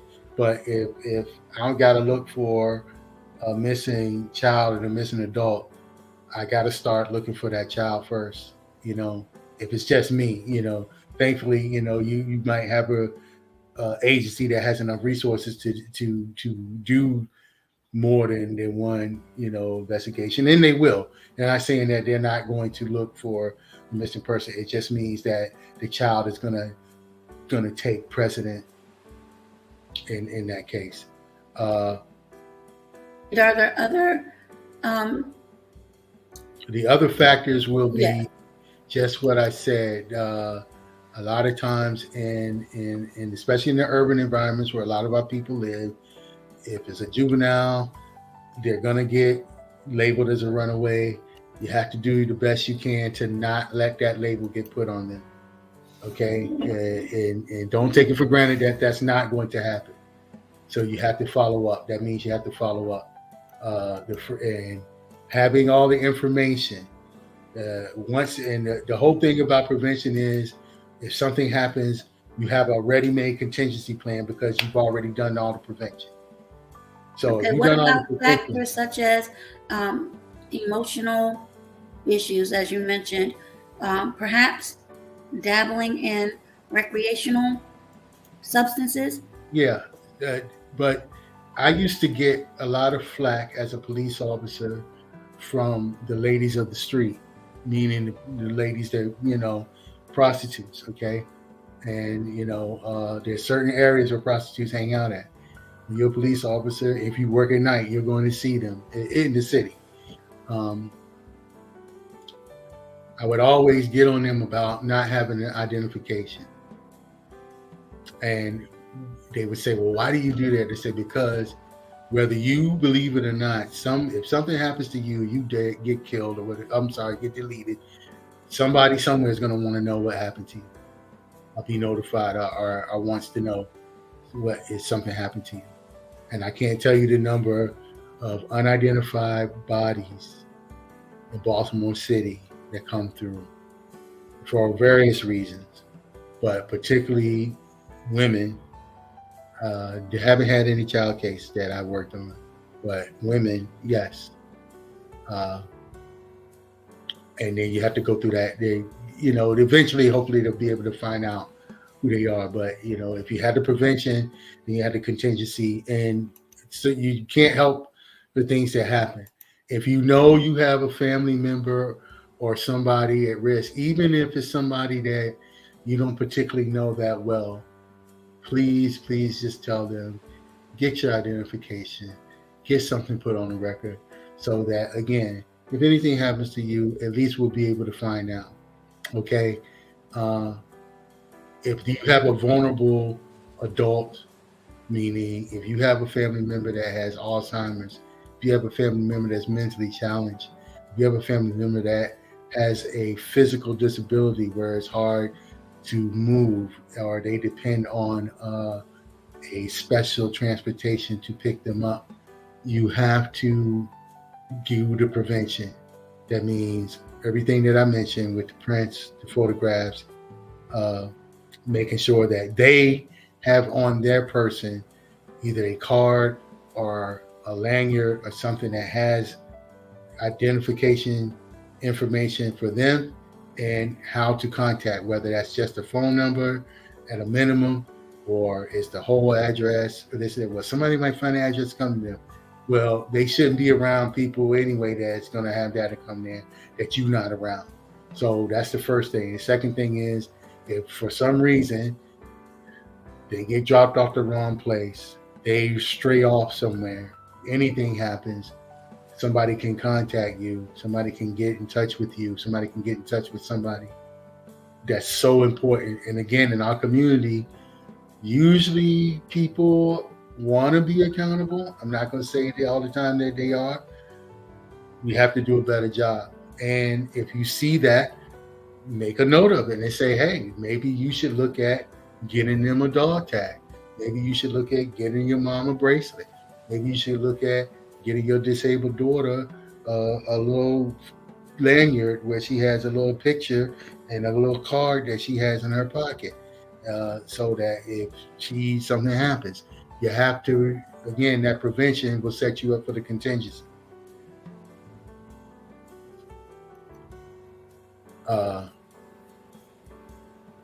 It used to be done in the past. It's not done so much now. Now, the goofballs are always out there. One of the reasons that they're out there, and we have a lot of missing children and women, and we already said something about the men. Again, the mainstream doesn't see it as their problem. They don't care. We're not on their bottom line. Stop pretending that we are, because we're not. We're Americans. We're citizens. We deserve to be given the same civil rights and have our rights protected and be protected from harm like anybody else. And a lot of the times that does happen, but there's many times it doesn't. Speak up. Yes, raise awareness. Yes, the missing Black girls, the posters, the flyers, the websites. But the prevention is key to set up for the contingency. In our community, yes, there's a lot of drug and substance abuse. Okay, there are a lot of people that walk the street, whether they're homeless, whether they're on substance abusing, whether they're alcoholic, or whether they just maybe have some challenges mentally. The goofballs that are out there know this. Please don't think that people don't know the social ills that plague our community. And they also know that I can go over here and do this in the Black community, and I'm probably not going to get caught. I'm probably not going to have to deal with anything. Somebody probably is not going to start looking for this person until it's too late. And that's what you consider is too late. Too late means whatever that person, whatever malicious acts that person wants to do to that child or that woman, they're going to do, and before they could be found or saved. Every so often, a child is found, or a woman is found and is able to be rescued, but that's not the usual scenario. And in our community, sometimes nobody reports the person missing. Again, they may be dissuaded from reporting, be told to come back in 24 hours, be told that police can't do anything for them because the person's an adult, or they don't have enough information to give the police to do an investigation to look for the child. I know that sounds far-fetched, but there are cases where that's happening, where it's happening now. There are children that are in grade school that don't know their home phone number, that don't know their address. Sometimes little children, after a certain point, they don't even really understand to say their name. And now, even more challenging is we have children in our communities that are not from this country. So English may not be their first language, or they may not even speak English. But in America, whether it's known or not, you got a tint to your skin, you're going to get lumped in with the rest of the black people at some point, and the goofballs don't care. So they want to abduct a child or take a child, they're going to do it. Or sometimes they just want to take the child and do their malicious acts and go on about their business, and they'll drop the child off somewhere. There's all these cases all the time with children showing up different places. They don't know who to call. What's your mama's name? Oh, I don't know. My mama's name is Mommy. Do you know your phone number? You know your address? Can you tell me something? You know, honey? And it takes a while. And even more striking is nobody's looking for that child. The child hasn't been reported missing. And so you got to wonder what is going on here. So it's happening. And so when we see it, we have to either act on it or say something, because that's putting those children in danger, and that's putting the girls in danger. Okay? I know everybody wants to be free to be me, but I can tell you in my experience as a police officer, taking juvenile young ladies home who will lie and say they're 15 when they're 13, and they got clothes on that they think they're 21 with everything out at the liquor store on the corner because they want to be grown. Absolutely. And that segues into what we see on social media. And I saw a report today, it's actually a news story, and I'll post it later, about grooming. Do you think that is the catalyst of grooming? Okay, grooming does exist. I'm not going to say it doesn't exist. But here's the thing. We have to, in our community especially, we got to step back from all this buzzword and this is what happens stuff. Because yes, it happens. Grooming is a process. It takes time. The people that prey, the goofballs that prey on our community, ain't worried about, they don't have that kind of time, and they're not worried about doing all that. Now, there are some, especially if it's a family member or somebody, but we're talking about missing and people being abducted and missing. That's a form of exploitation in that whole grooming thing. And they can be groomed to be abducted and wind up missing. It happens all the time. Boyfriends, family members that want the person for themselves, and because it's a family member, they know that they can't do it in the open. So I'm gonna groom this child, and then I'm gonna make them disappear with me, and I'm gonna take them off somewhere, and they're gonna be with me, and nobody will know, be the wiser. And that's what some of the rumors around the case that I showed earlier with Relisha Rudd, that swirled. Now, yes, I'm going to talk to that because in Baltimore City, it's known fact that certain parks in the city, if you are a person that engages that way with children, if you are a person who's persuaded that way, you could go to those parks at certain times, and there would be mothers selling their children. They would rent them for a period of time. If you was a long-standing customer, so to speak, a repeat customer, they get comfortable with you and let you take the child for the whole day or whatever and not care, because a lot of them would do this, and it was a win-win in their minds, because the mother would get money for her drugs or whatever she wanted, and the person who with those perversions would get to do the things they want to do and not have to be worried with, okay, being reported or all this other stuff. And at the end of the day, they bring the child back. And that's what happened in the Relisha Rudd case. The mother, I'll just say allegedly, to be prudent and responsible, but it's already been documented that that's what happened as far as Khalil Tatum was concerned, that she would just allow him to take her. Mm-hmm. It happens more than people want to accept, and that's our fault for not just what I say at the beginning. Don't stop expecting others to care. Solve our own problem. You see it, hey, what are you doing? Family members, people know. Family members know. People know. We just, well, I tried it, and they just won't do right, or this. We had a system for that in the old days. I can't bring it up here because it would be politically incorrect. But, it is what it is. It's unfortunate. Okay. If you, particular case that if you go and look at any, in the past decade, any of the serial deleters, black ones that made black women missing, will tell you that they picked them because they were in our community, they were known substance abuse users, and when they went missing, no one bothered to file a report or check.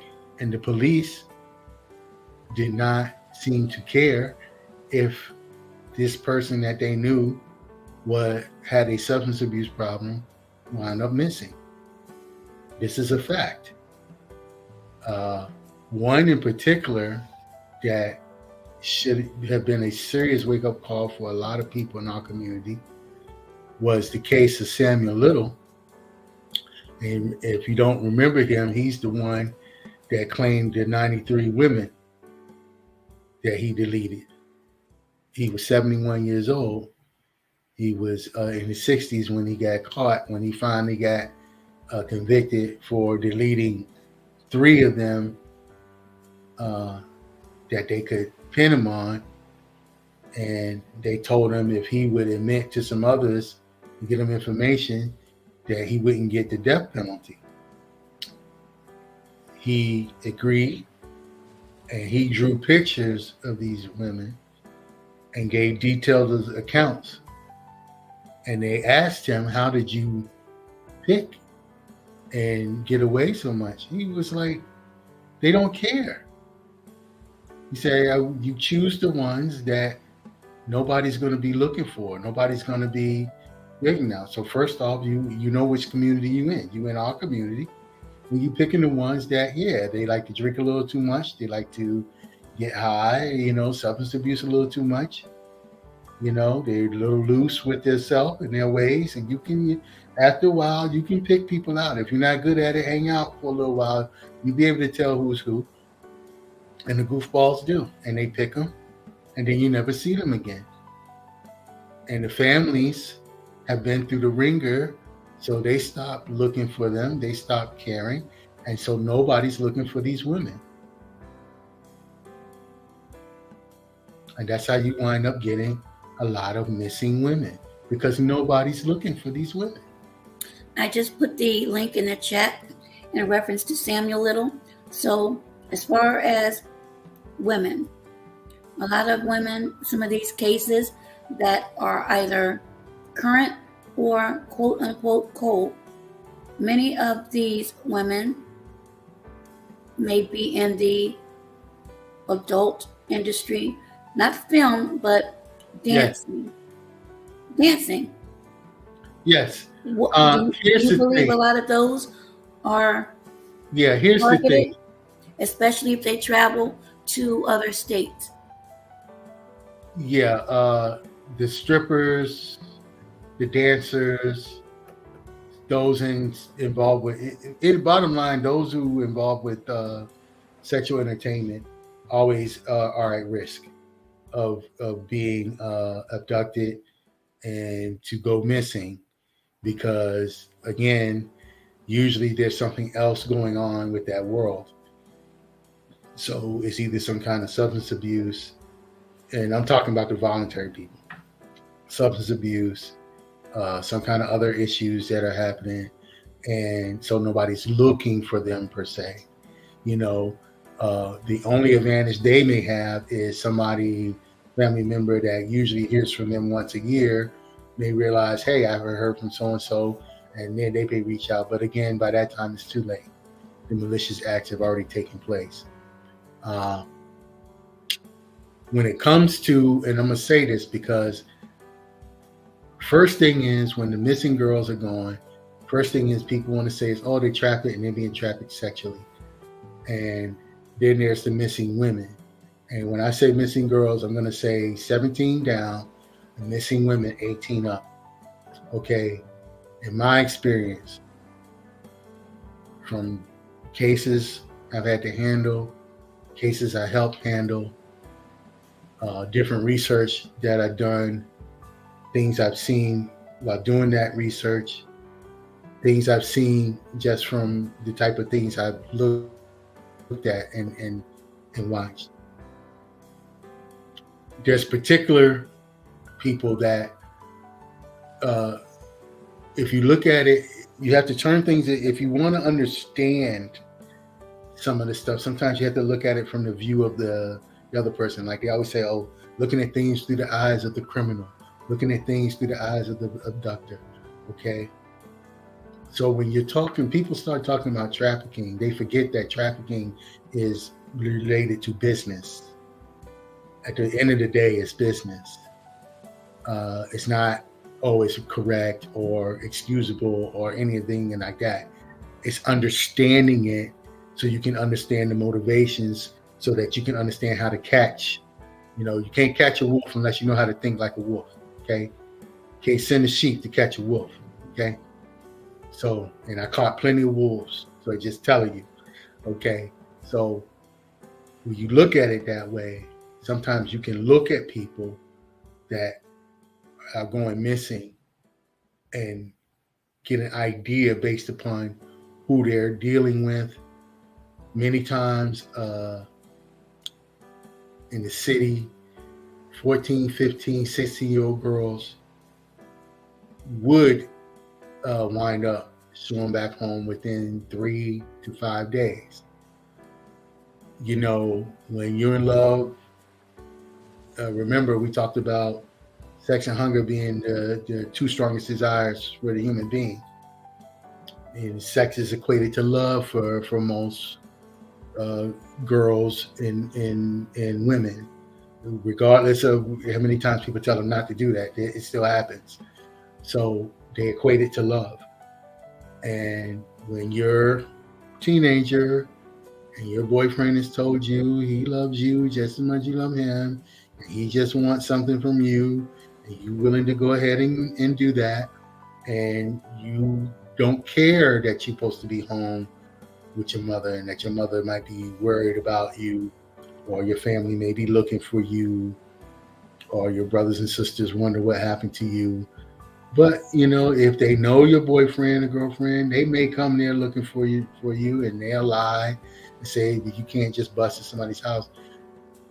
If you're not that kind of person, if you're that kind of person, and you can back that up, you can, and you'll find what you need to find. But many times that is it, you know, a little lovers thing. And generally for young people, they realize once they jump out of the frying pan into the fire that they jumped into the fire pretty quickly, because life isn't what they thought it was going to be. And when you stay in somebody's house, it's okay to stay in somebody's house and you get a meal once or twice, but once you hit that third day or that fourth day, especially that fifth day, that extra mouth starts being a burden. And so, whoever's on that other side feeding that other kid, it's like, hey, you need to go home, or you can't, but you or whatever you're going to do, you can get out of here. You're not going to be laying up in my house. Okay. Or they get found out, whichever the case may be. So that is one thing that happens. The other thing that happens is it's a business when the trafficking things are taking place. There is big business in children. People that are messing with children are looking for children, not those who hit puberty and up. People don't understand that because they're looking at it through one lens. Again, look at it through the other person's lens who you're trying to catch, and then you'll start understanding some more particular motivations. That's why when you tell mothers, stop dressing up your girls like they're little baby dolls, especially little sexy baby dolls, and start dressing them as young women. Okay, stop putting those clothes on them that are not appropriate for their age.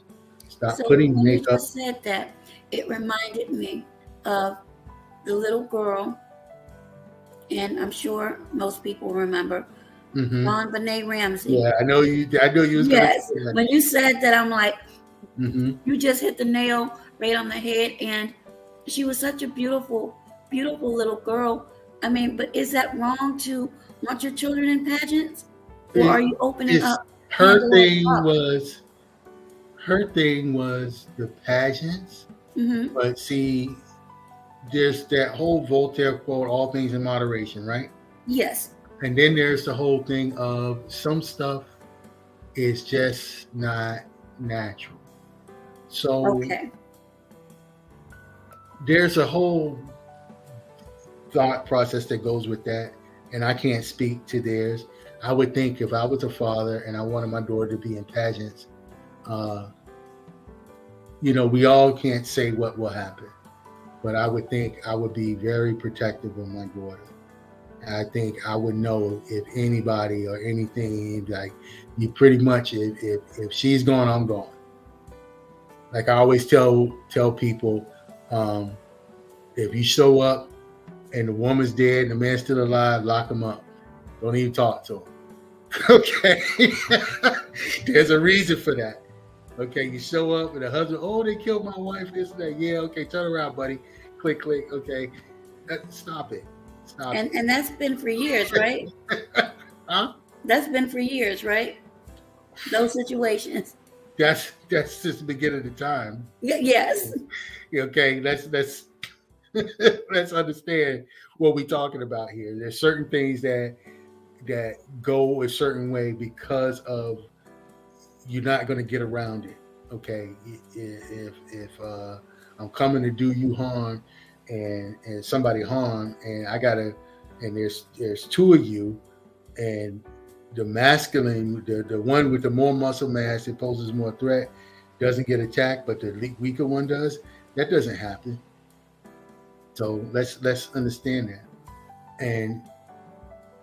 And coming back to it, these women I'm talking about are not, their daughters aren't in pageants. They just want their daughters to look fly and look good. And, oh, girl, yeah, look at her. She's working it. And she's this, you have to be very careful with that. You have to really be careful with that. And if you're going to do that, you also need to give your daughter the tools to be more defensive. So she needs to be the little girl that speaks up quickly and knows how to defend herself, even if it's just to kick somebody in the knee and run off, or stomp on their foot and run off, or do whatever. If they touch her, she needs to be very bold and dynamic. If you're going, I would say this, like, so you talk about the pageant. If you're going to be that way, then I got to equip you with the tools to be in that mindset, because I am setting you up to be prey for those that are looking to be predatory. That's how you have to think. Same thing with the little boys, especially now with the free to be me things going on. You know, the little tight skinny jeans and all the other little stuff, the earrings and the, you know, the super do hair and all the stuff. They get assaulted just as much. Okay, so same thing. Then when you start talking about the older children, you have to look at there's abductors, people that want to take them, lock them up like the crazy man in Missouri was doing. You know, there's tons of there's people everywhere that are doing this stuff. See, that's the scary thing. We don't know how many and who. You know, you don't know the guy that you're sitting next to at work in this little cubicle, and he's not saying nothing, and you know he's just so nice, and he doesn't bother anybody, this and that. He goes home and he's got 4 girls locked up in his basement. You would never know. You would never know unless something happened that, you know, brought that out. You won't know. They're very good at masking, you know. So the older girls, you can look at them, you know, if they're showing themselves out, they're particularly, you know, nice looking in the face, things of that nature.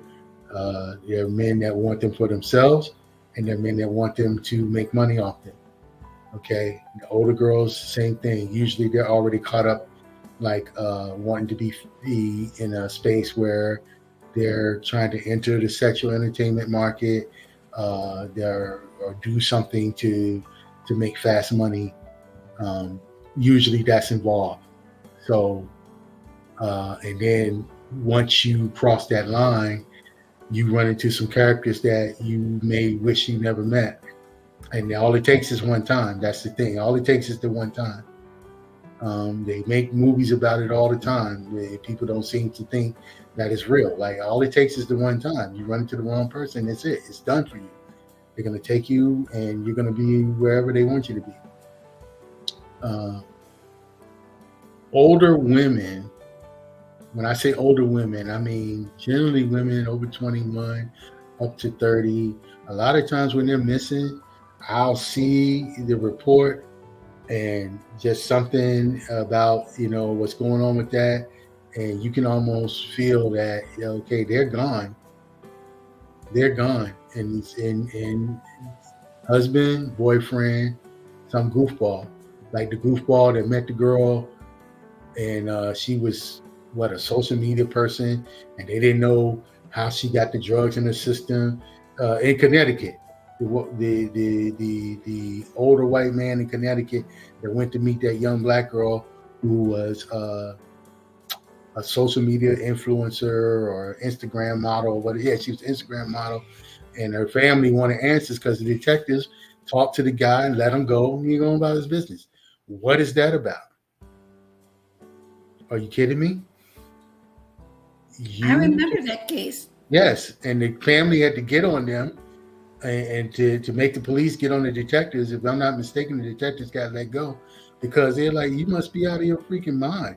That sometimes I see stuff and I just say, no, it couldn't be me, because there's no way. You know, you see Rambo First Blood. See what I'm saying? I remember that, yes. Okay, see what I'm saying? It's like some stuff, no, couldn't be me. You can't cross certain lines like that. What are you doing? Nobody told you at any point, hey, we can't let this guy go till we do a proper investigation. You got a dead body? Stop it. No. But like I said, you show up, the woman's gun, the guy's there, you really got nothing to talk about, because, some kind of way, if you didn't do it, then you know who did it. That's just how I feel. Okay. And it's not okay. That's not all the time, but I'm going to say a good 95% of the time it is. So when I see those older girls, those older women, and they're missing, a lot of the times it's just, you got to think about it. A full-fledged adult is you think about yourself. Who can come and take you right now and abduct you. And if you really wanted to fight and get away without doping you up and doing some stuff, I mean, and really, that's a lot to do. That's a lot of work.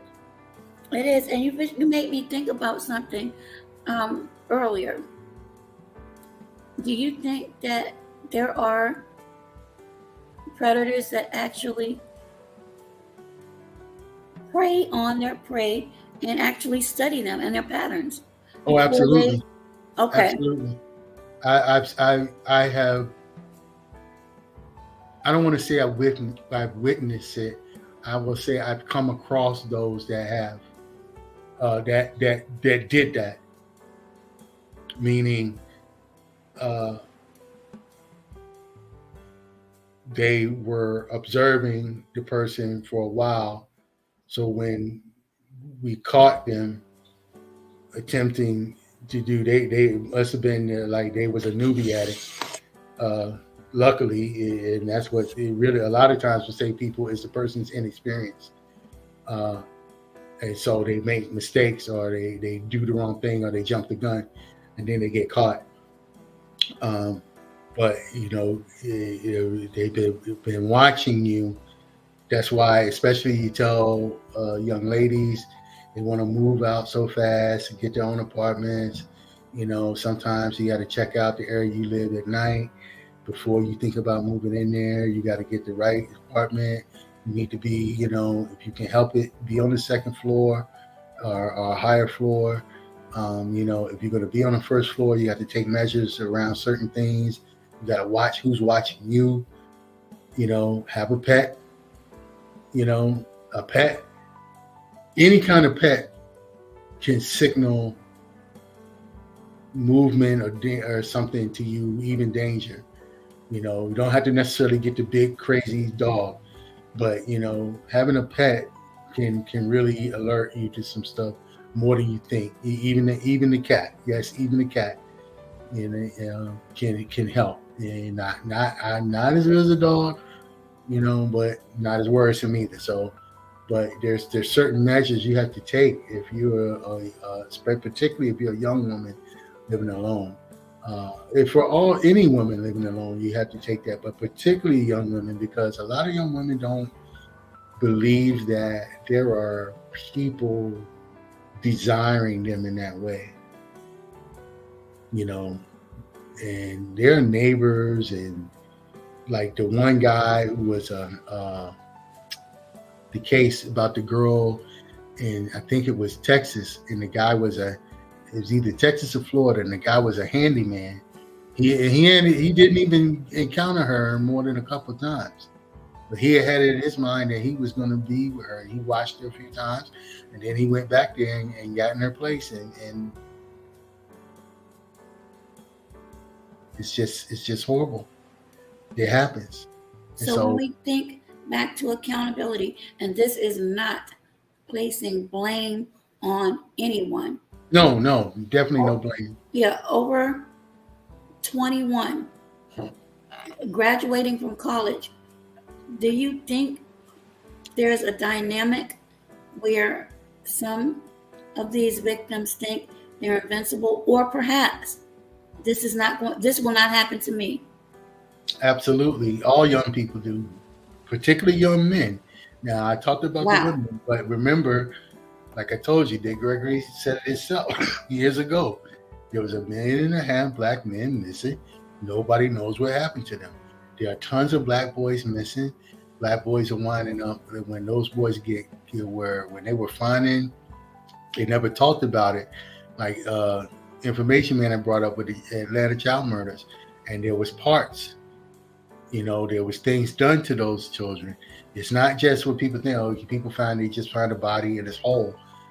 Just like the one boy who was a football star, and they found his body all wrapped up in body parts and organs and things missing. When that movie Get Out came out, I always tell people they tell you the truth to sell you the lie. Do you know what? I'm almost embarrassed to say this. I've never watched that movie. You might want to watch it with a friend. Okay. Not because it's a horror movie scary like that, but just the concept, when you see it, you'll get it. And there are things that, I don't want to get woo-woo on people when we talk about missing, Yes. exploited people, but there's a reason, okay? There's never just, there's not all this, yes, there's child trafficking, and meaning in the sexual manner. The labor manner, as far as Americans, that's very little. Okay, that's mainly with the migrant population. That's not happening a lot with Americans. Okay, with Americans, yes, there is sexual trafficking going on, but there's other stuff happening as well that we're not addressing, and we're not addressing because we don't want to believe, because it's so sinister that we and ourselves as a community can't fathom that type of sinister act. But we have to remember, we couldn't fathom chattel slavery the way it was practiced. And people say, oh, it was slavery all over the world. Slavery happened. Not like in America. Not like chattel slavery. That's why we had the most melanin. Okay? Nobody. Okay? People forget. The Nazis, people demonized Germany and Nazi Germany and Hitler. They learned about eugenics from the U.S. They came to study eugenics in the U.S. Nobody practices the heinous and sinister acts more than where we're at, and we're in the belly of it. So part of the problem in our community is we just don't want to accept that there is this sinister thing going on, that, it's more than just people missing. They're missing for a reason. Yes, there's some that have been deleted. Yes, there's some that are being sexually trafficked. Yes, there's some that, somebody may have just abducted and they have in their dungeon to live out their fantasy. But I put that all in the same category as sexual trafficking. But there's other things that you can do or you want from a human being that is never talked about. We won't go into detail in this show, but plenty, you can go in we on YouTube, so you can go on YouTube right now for free and type in Dick Gregory, and just whatever pops up, just listen to it, and you'll get the most verifiable information. He's not the only one that has talked about it, but he's the one that I remember was talking about it first and was talking about it in depth. Because we have had several of our scholars and people talk about these issues before, and people, push it to the wayside. Nah, that's a little too deep for me. I don't want to go there. Okay, but it's real and it's happening. Okay. And not only that, there is an uptick, and from some of the stories and some of the other vloggers, some of very good ones. Exactly. When they actually reach out to law enforcement, unfortunately, they're given I don't want to say cold, but I'll say a chilly shoulder, or for lack of a better phrase, get out of here. Well, we're not going to talk about it. Remember, I started it out. I said, stop expecting others to care. That's the first thing. Absolutely. Won't solve our problem, and it's not their problem. They may be the cause. Judge Joe Brown say, okay, people that are out there, the information is out there. We eventually catch up. Hopefully, it won't be too late. But this missing thing is very real. You have to do the prevention. The prevention to give you what you need to do the contingency. And like I always come back to, it starts with self and ends with self.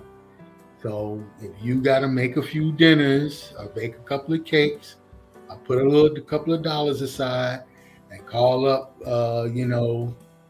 Big Tony and Rough Ralph and say, hey, when I call y'all, I need you to show up. And if your kid is missing and you say, hey, I need you to go find my kid. Here's a perfect example. I almost forgot this. Perfect example of this. When I was a police officer, there was a Korean lady, had a Korean store on my beat, right?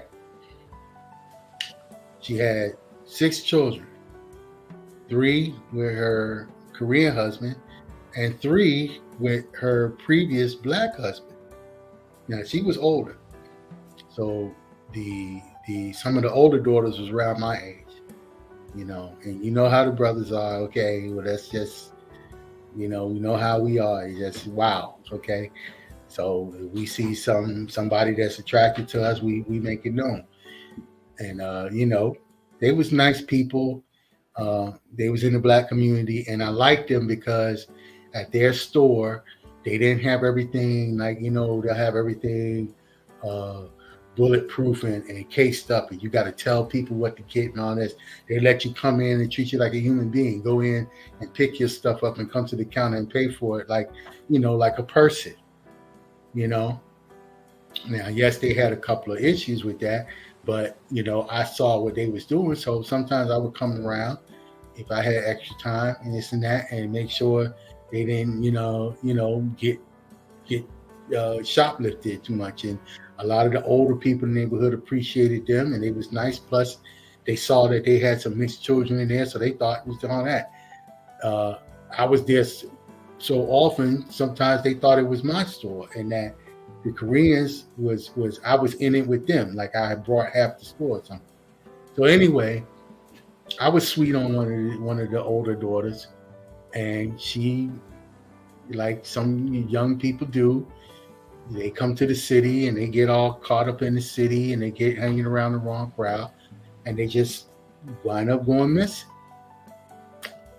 And the very first time it happened, my mother called me because I was like a friend of family then. They would take me, I would go eat with them, go to the Korean restaurants and meet the whole family and hang out with people and everything. And she called me and said, hey, my daughter's missing, I need you to find her. She took the car. I said, okay. And I get my own car and just go riding, and I will find the car. And I find the car. I knew the areas because, I worked the city. See the house, say, hey, you got a girl up in there look like this? Oh, yeah, so-and-so. It's like, hey, tell her come out here. Mother wants the car. It's like, how you know where I was at? It's like, I don't know, just find you. And I did that 4 times. 4 times. Not with any leads, not with knowing any of the little knucklehead boyfriends that I didn't like.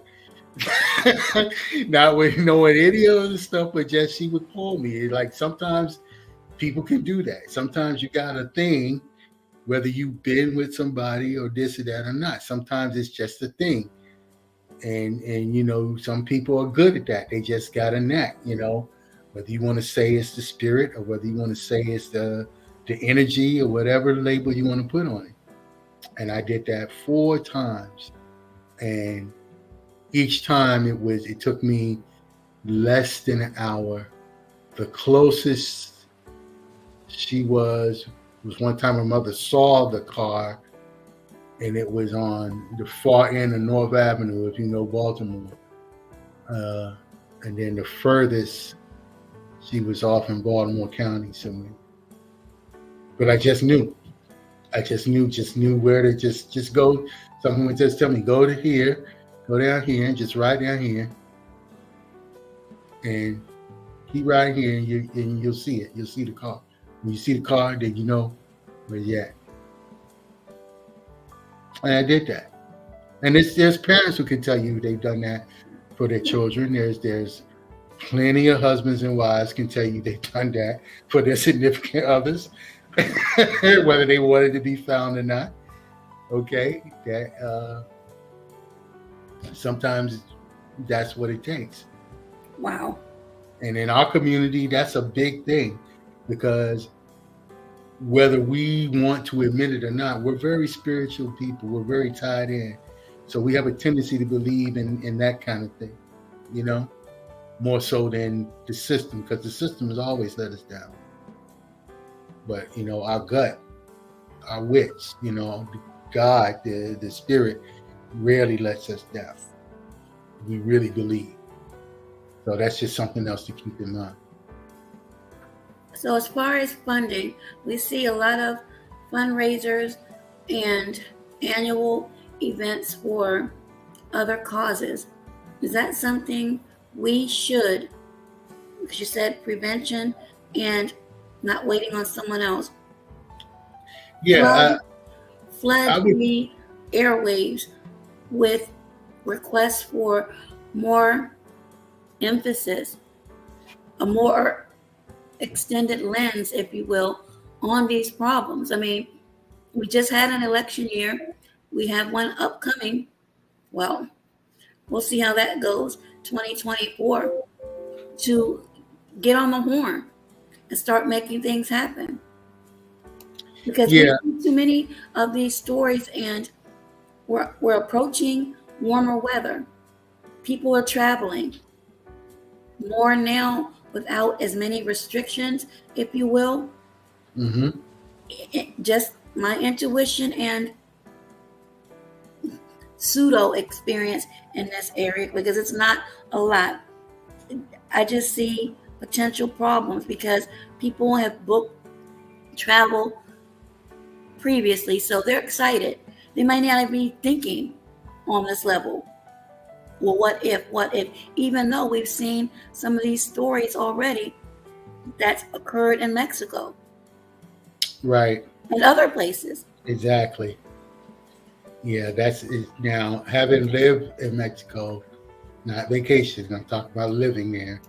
Um, I can say that for a lot of folk, they don't.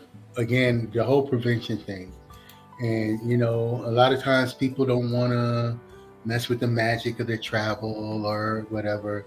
But you know, registering with the embassy or with the travel register is something that, you know, if you're going to go out of the country, you need to do. If you're going to be there for an extended period of time, or you have any type of medical issues that you're looking at, you need to get travel insurance that includes the medical. It's not that expensive if you're looking at it. And so many people want to do the medical tourism. I don't knock that. Getting your teeth done, or even if you want to have cosmetic surgery at other places, okay. But you know, you can get online and do your research. You can contact people that are living there. There's plenty of American people.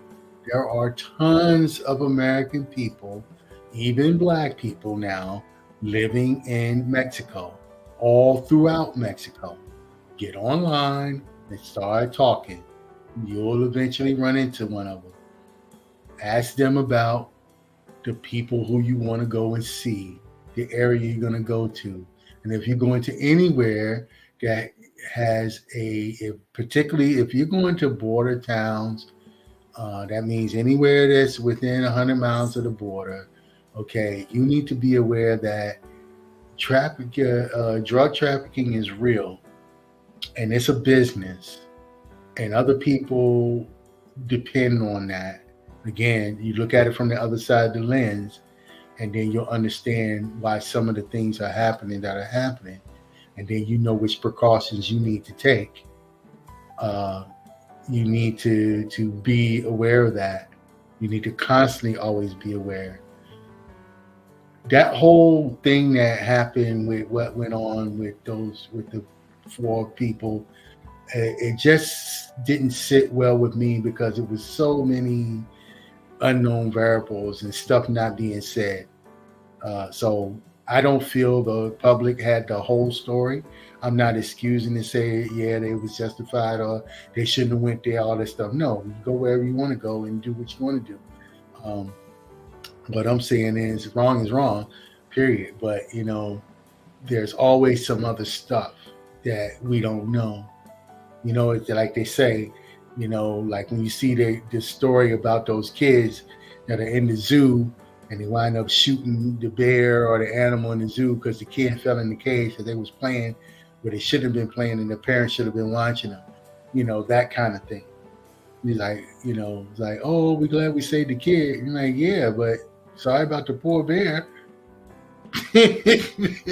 And I'm not saying you should have let the bear eat the kid, but hey, was it the bear's fault? And usually nothing happens to that parent or that child or what have you. So we have to always be aware that when we hear about these scenarios, we have to remember to read between the lines and let our common sense come into play and say, we don't know. You give people the benefit of the doubt and say, well, if I'm going to travel, I'm going to make sure I'm all right. If I'm going to travel, I'm taking somebody, or like the girl that went with the so-called friends that watched her get deleted, basically, and then lied about it. Okay. Yes, Shanquella Robinson. Shanquella Robinson. Very, very sad case. I'm going to go with people that I can really trust. There's again precautionary measures for everything that we can take. As far as getting the resources when it comes to for missing Black children and missing Black women, we start with our own, and start with yourself, people that are dear and near to you, with your own family, with your own children, and then if you want to reach out to, like, I wouldn't try to go big, and I wouldn't mess with the schools until, like, I would deal with like some churches maybe, or some ladies groups, or some action groups that are already in existence, and say, hey, I was thinking about this. Does your group have any idea or interest about this? And somebody may say, hey, that sounds like a good idea. I would like to do that in my neighborhood. And maybe you'll get 3 or 4, maybe 10, maybe 12, maybe 20 parents and kids, and you can get the information put together. And then when you have enough people, then you can say, go to the school in the neighborhood and say, hey, 100 of us in this neighborhood have done this.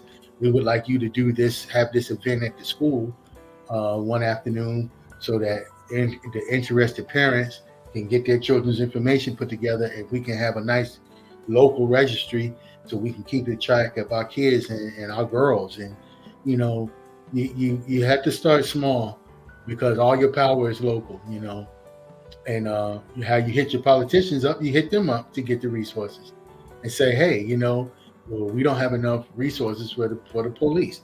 And right now, I know it's kind of hard because you're battling against people who want to shut down the cops and all this other cops. And I'm like, no, I want more cops. I want more cops that look like me.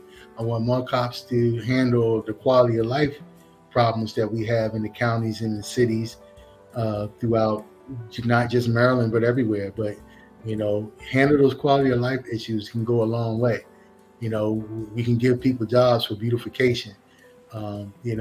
People throw trash where trash is. So, there's tons of things that go along with that. But as far as prevention with that, start small and just build from there. And, set, how you set things up, set a little goal, and reach out to other organizations. There's tons of people like we had on the list. And then there's the group, that's the online sleuth people. You can sign up for them. They have courses. They have a free platform where you can download the detective guide. You can get all the information you need to become a sleuth. And they have a community of real good people. And they do cold cases. They find people. They do other stuff. So that is a wonderful resource that more of our folk need to get involved with. That's one of the things, you can start a little ladies group, a little Black this county sleuthers, or Eastern Shore sleuthers, or whoever, and it doesn't cost much, and that's the whole thing. People, I don't have money, well, this doesn't cost you anything, or doesn't cost much. and we meet once a month, and we have some pizza. We go over some details, and the rest of the time we have Zoom calls and we talk, and just so that we know who each other is. We physically meet once a month because, again, these days you need to do that to verify. And if persons are apprehensive to do that, then again, only work with the willing. Don't waste your time. It's not too much to ask somebody once a month to meet you somewhere at a certain time, a certain place, and have a cup of coffee or eat a piece of pizza, do whatever, and talk about what your little group, the things that you have together. And then the rest of the time, you can talk on the phone, you can be online, and the online sleuthers is the way to go. But start small and do that, and I think that would help out a whole lot, because there are a lot of groups already for the missing and exploited children. Yes. And there are more and more groups starting for the missing Black women and girls. And,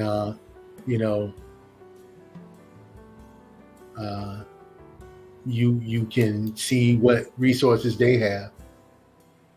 Some of them, they have people who will come out and speak, people who will come out and help you set up, like I said, things to help keep track of the girls, keep track of the children, and in events. A lot of times people, especially when we're talking about teenagers and the teenage girls that go missing, having safe spaces for them to enjoy themselves, and not just the girls, the places where, just the teens can go and have a non-alcoholic good time.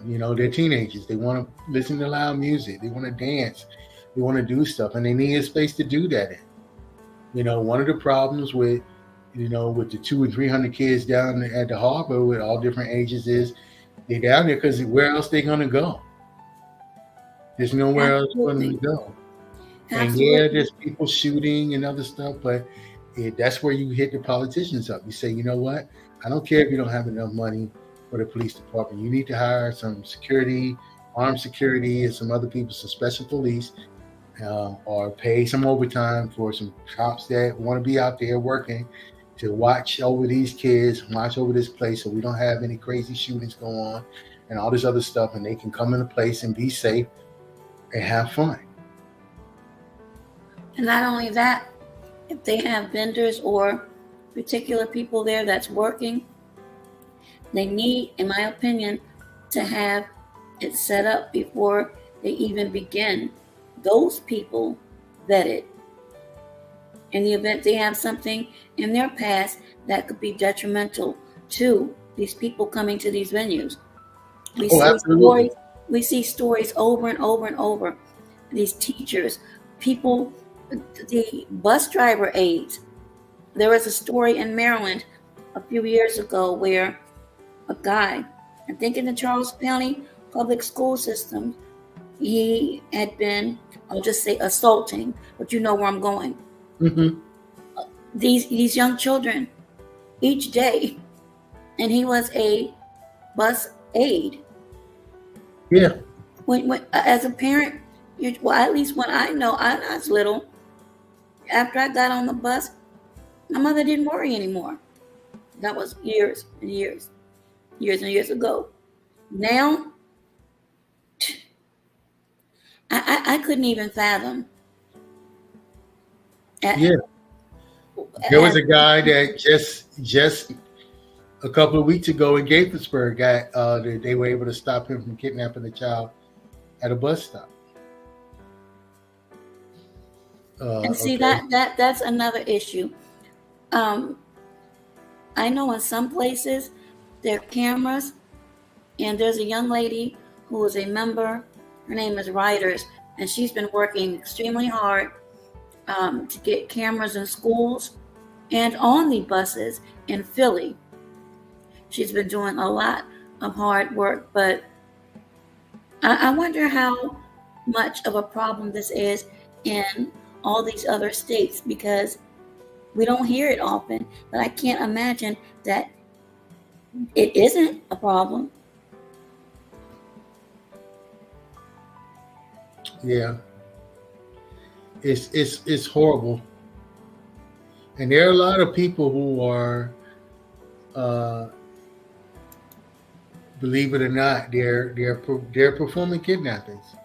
They're attacking the women and taking the toddlers and the infants and the children. Now, one of these reasons is because that industry is very lucrative. There have been police that I have known that have trained with me that have went to jail for dealing in that type of material. So you never know who. And trust me, when I tell you people that you would least believe are involved in that, you would just shake your head, because like I said, the guy sitting next to you at work with the 4 girls in his basement, you don't know. They're very good at masking it, and until they get caught, they're going to continue. So you have to do whatever we can do for prevention to protect the children and the women that are missing, and let the men know that they have to be more aware, more watchful.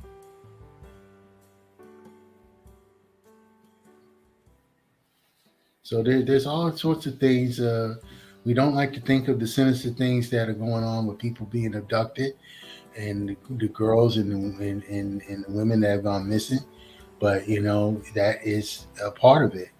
And for some, whether you can prove it or not, a mother, you know what they say, mothers know.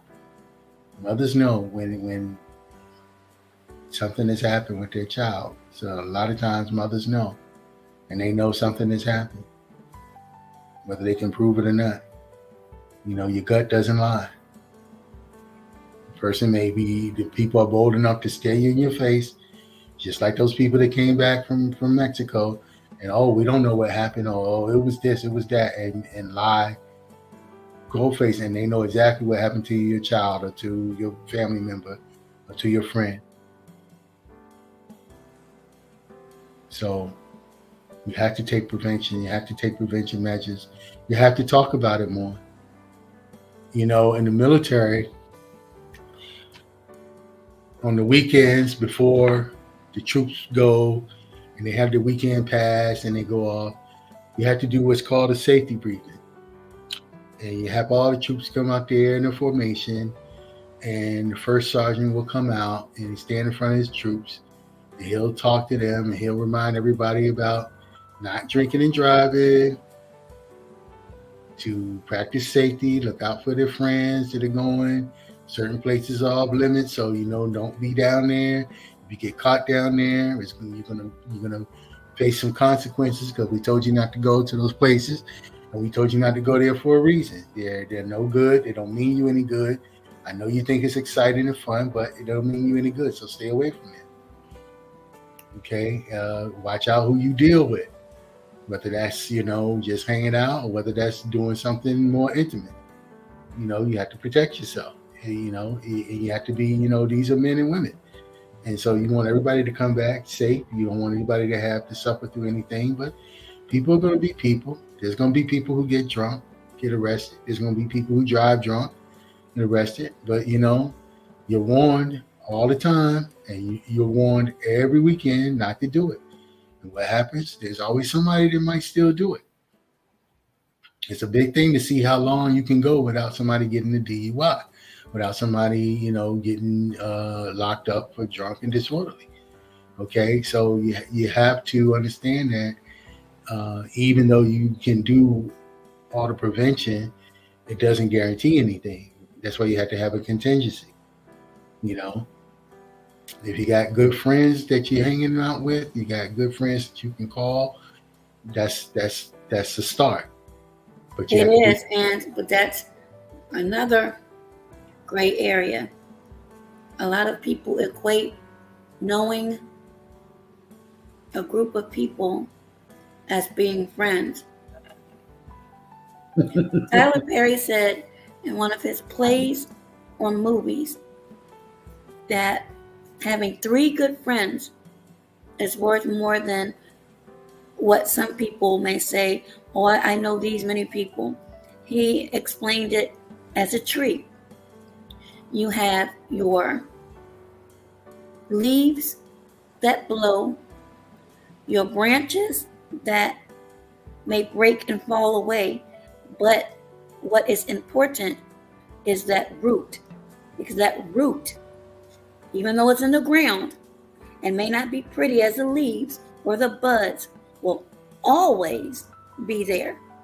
And I think a lot of people forget that. So a lot of it, when you're saying, well, this is my friend, my homie, or my homegirl, you may want to, and again, this is older person's wisdom coming out because I've been through it.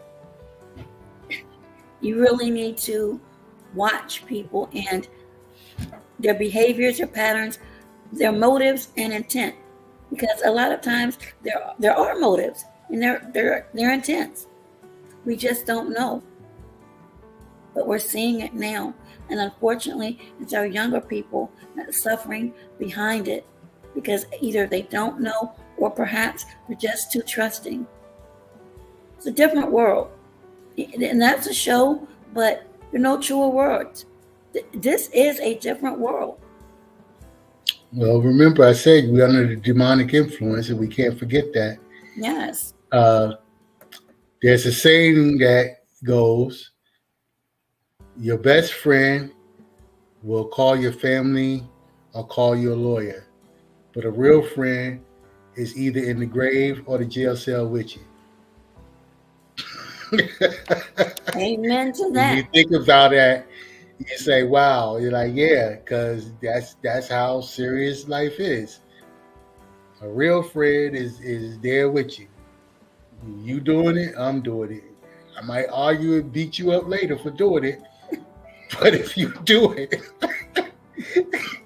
and police know that, because one of the things most police get in arguments about when they're with their partner or when they're with somebody they're working with is whatever that person does, you have to follow through with. And a lot of times the public doesn't understand that. That's why they say, well, how come the other cop didn't do this? Or how come the other cop didn't do that?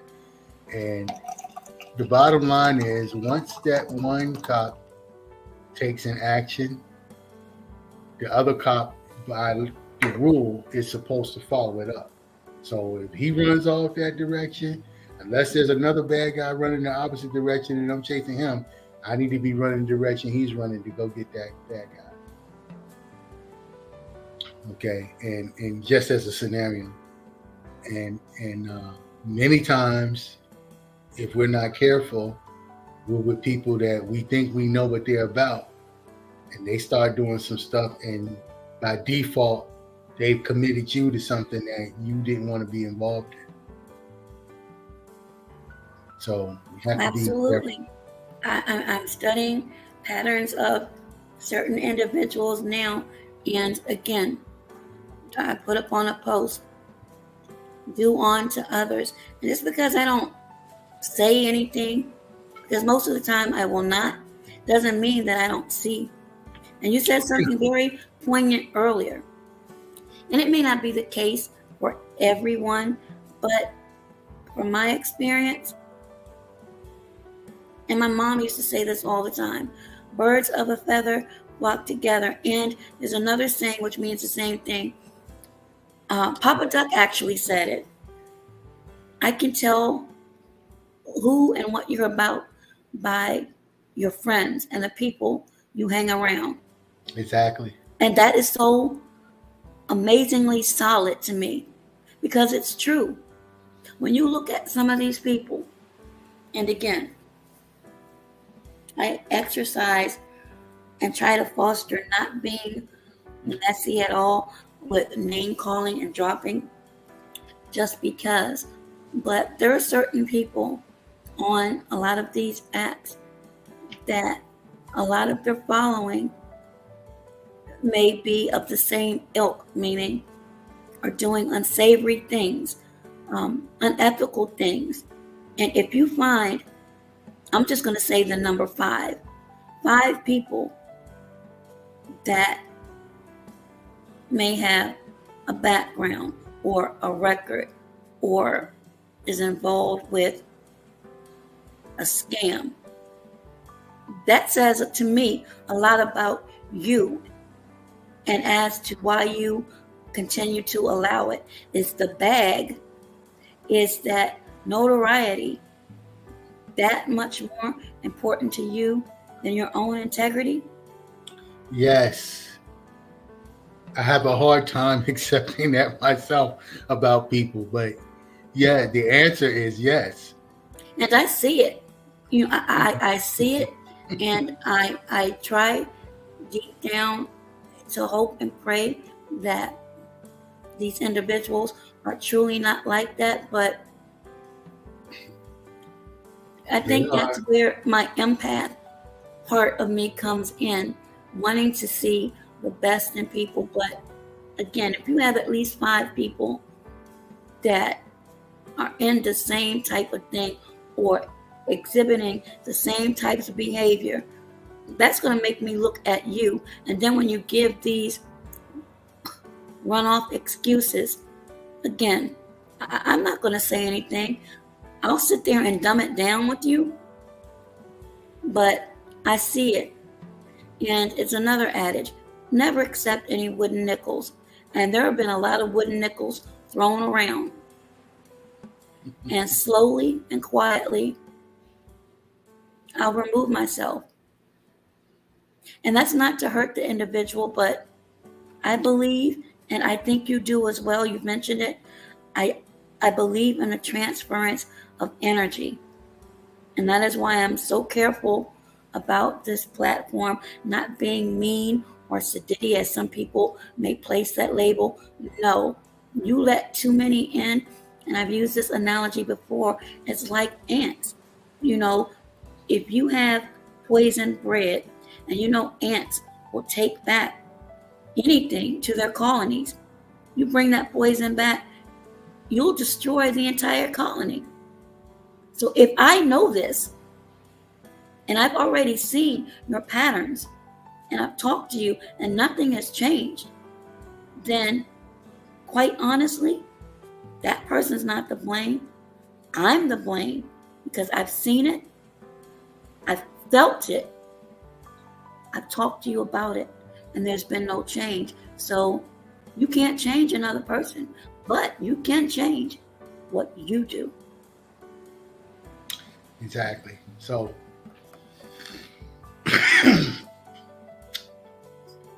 when you're talking about the children and the women missing, that all comes into play right there. When you're talking about who your so-called friends are, who's close, who you keeping close, who you think you're friends till you get somewhere, Absolutely. And then you try to call them, you can't get through. Case in point, this goes for men and women. It's difficult for many people. Okay? When you think about babysitting, I'm going to leave my child with such and such. I've known her for this long. Or you meet this new guy. Most people are going to come to you, as I've said, in their Sunday best. You're not going to come disheveled and with the red flag. Some of us, I think, are too open with our hearts and our loved ones, and we don't know, as you said earlier, the intent or motives. A lot of these quote-unquote girlfriends, they could be plotting and planning to kidnap and abandon your children, or who knows what else. Oh yeah, there are, like I said, there's a rash of people attempting to kidnap infants and toddlers from the mothers, not like yes, while they're still in the hospital. While they're themselves. still in the hospital. No, I don't even mean then. I mean, yes, when they're walking with the child somewhere, or they're alone with the child somewhere, not like in a crowd, but like you always think of, a child got abducted because they were left by themselves and the mother wasn't watching. Yes. No, the mother might, if she's on a bus by herself and nobody else around, and there's people who run up there and try to take the child from her and run off. Yes. There's a lucrative, again, there's a lucrative thing. There are things that are not being talked about that's where, we have to start pressing the narrative and start raising the awareness of discussion and get out of looking for the man in the trench coat and start looking at the people that are around us and being able to spot certain behavior and being able to protect ourselves and fend for ourselves, at least till we can get some help, because it's very real. There are people being kidnapped, and all the time now, what you're finding out, the girls that are gone missing and their children are missing, and then they'll wind up being deleted by a boyfriend. And, family members will say, like that case in Florida, they knew the boy had problems. Okay, it's kind of late to be talking about that now that his malicious acts have been done. Okay, that's not the time to, go through that. Absolutely. And it's and just that's what horrible. you said in the beginning. It starts with prevention. Well, if you already had knowledge of this, then Right. I don't know. Sometimes our community, again, that's why when we started out and I said the whole thing about the resources, and that was just because, again, when you don't have them, it makes you that much more susceptible, and you stop even thinking about any kind of accountability or responsibility because you lack so much. And it's more than money. It's when you're in the survival, just get by, just do another day. I just want to, get through this day or get to my next high or whatever the case.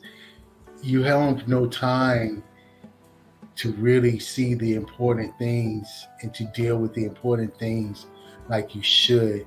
And because of the influence that this world is under, it's just keeping your eyes closed and things hidden until it's too late. Every time we see these days one of the missing girls come up and find out they found her or they found her, and then see the people who are responsible that they were affiliated with, and you say, what was she thinking? What was her family thinking? Why was this allowed to happen? Why was this beautiful child allowed to deal with this person that was obvious they were under some kind of, they were not in the right space. I just say it that way. They're not in the right space. And now it's become so rampant in our community, and I didn't mean this to rhyme, they do it with impunity. Some of them you see, and then you see they'll go to court and laugh, and just the disrespectful behavior they have towards the families where they've done malicious acts to the young women. And, we have to understand as a community, we can't keep allowing this. We just can't. We owe our children and our girls and our women better. And for I'm like the judge, for all the women I don't need no man to protect me. I don't need this and that. If you can't shoot well, keep your mouth shut. That's what I got to say about that. Either you shoot well and you are always strapped and ready to handle your business in case somebody is about to do you some harm, or keep your mouth shut and let the man do his job and protect you the way he's supposed to. You let him take the beating, or people have to deal with him. And you notice most of these cowards, they don't want to do that. So it's something to be said for that. Absolutely. And the Honorable Judge Young Brown speaks about that often. He's like, well, I'm not going to say the words that he used, but basically, I know. Thinking? What are you thinking? What are you thinking? Are you thinking? Because like I said, there's some scenarios that the people, if that was you, you just know that they're gonna call out the Rambo in you. You just gonna be like first blood, like it's on. It's on. You might as well call Arnold because he probably the only person that's gonna be able to stop me. Another Terminator, because I'm coming after you. Sometimes we have to. Nobody. The Marines have a saying: nobody likes to fight, but somebody's got to know how. Okay. Absolutely. What is it? Semper Fi? Semper Fi is always faithful. Okay. But there's that's one of the Marine slogans. There's a ton of them, but that's just one. But that's one because there's a lot of people, especially now, a lot of people, they want to be hands off and passive, and I get it. Okay, you don't have to always be hands on and doing stuff to people. But at the same time, there is times for that. Maybe not as much as previously, but there are times when that's the best solution for the moment. It may not be the correct solution or the preferred solution or the solution, and that's where you have to have the community support. See, other communities, they got a nephew or a cousin, yes, or an older retired gentleman. These other different ethnicity communities that you don't see certain things happening because the community is going to take care of that person when they go handle their business. When somebody violates their code, they're going to send some people that go handle that. Right. You see it in movies, but the police it's in real life. Ain't going to bother them. And if they do, it don't matter because they're in their community. So they can stay up at whoever's house and eat and be taken care of. Absolutely. And nobody's going to complain. Absolutely. And we have to get back to having the same where we have some people who, like I said, if you by yourself or you need to bake a couple of cakes or say, look, I'll cook for you.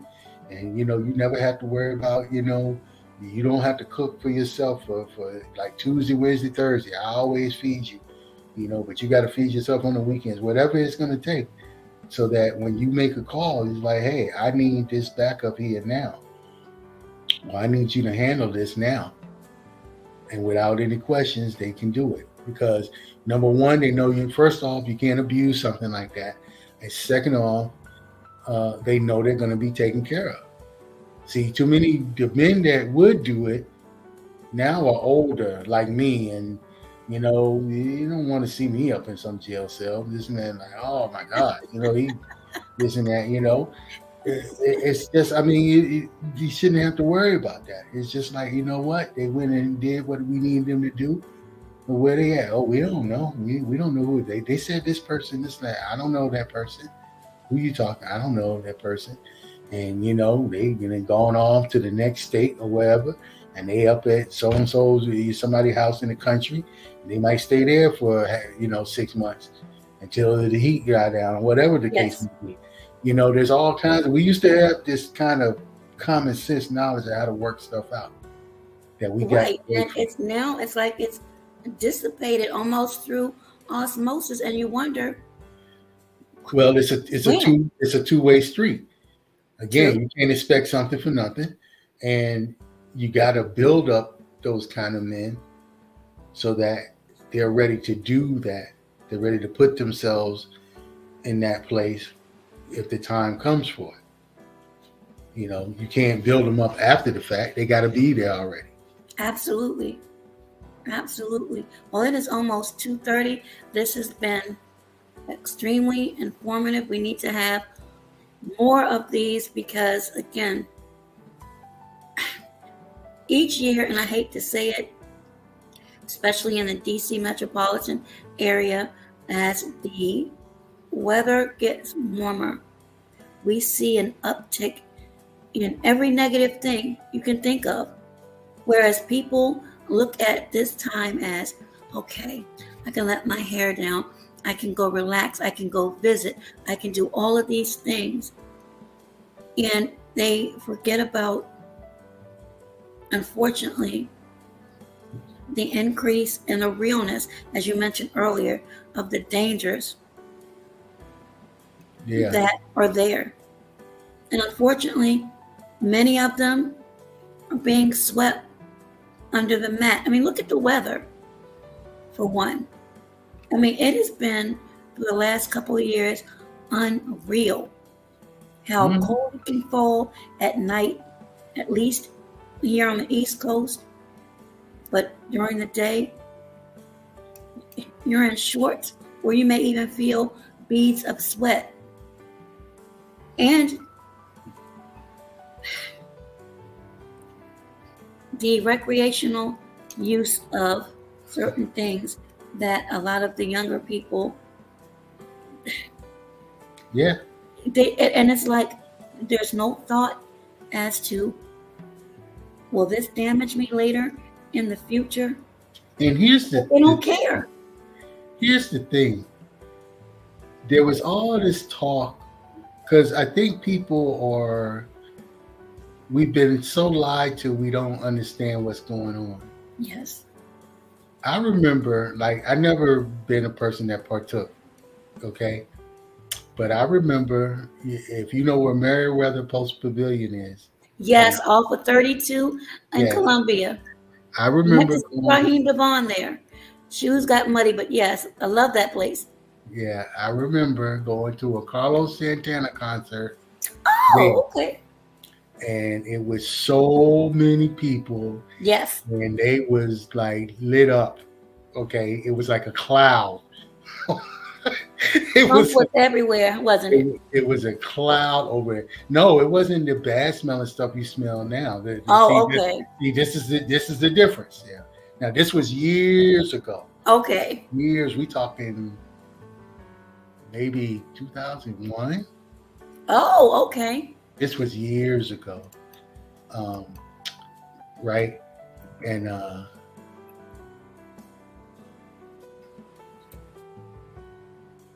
I got a buzz.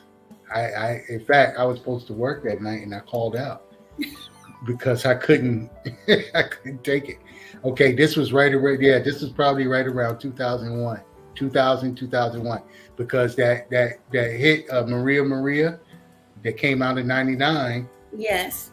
They were still playing it at the in the concert. Ozo Motley opened for them. So I had a buzz, and so I was like, I can't work like this, And I had a beer when I was there. I'm not a big drinker, but that beer didn't make me feel like that. But it was mellow. I mean, when I say mellow, it was like, yeah. That's why I knew I couldn't go to work. I could be running around in Baltimore. It would definitely have been noticeable because that wasn't the way I worked. So I was used to be, a little bit more spunk on the street. But it's like I could have been that mellow. Like, no, I can't work. But it was really mellow, and it didn't smell like the way it smells. Oh, it's horrible. So now, no offense to those that indulge, but I've got contact several times because one of the things that I do is I serve civil process, and in some of these buildings in DC, when I have to stand and wait for the people to come at the door, there may be several people in the building engaging in. Yeah. And by the time I get to my car, I'm like slouching down. And this scene, I'm like, oh my God, how? And this is just me standing on the outside. So can you? I'd be laid out if I were inside. What you understand is,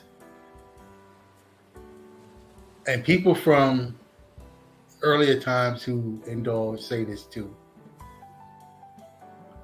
that is supposed to be something that mellows you out, that really chills you out.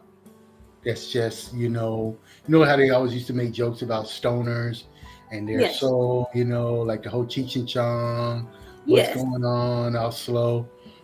Well, if that's the case, and all of these kids are doing it now, and with this stinky stuff, why are they so violent?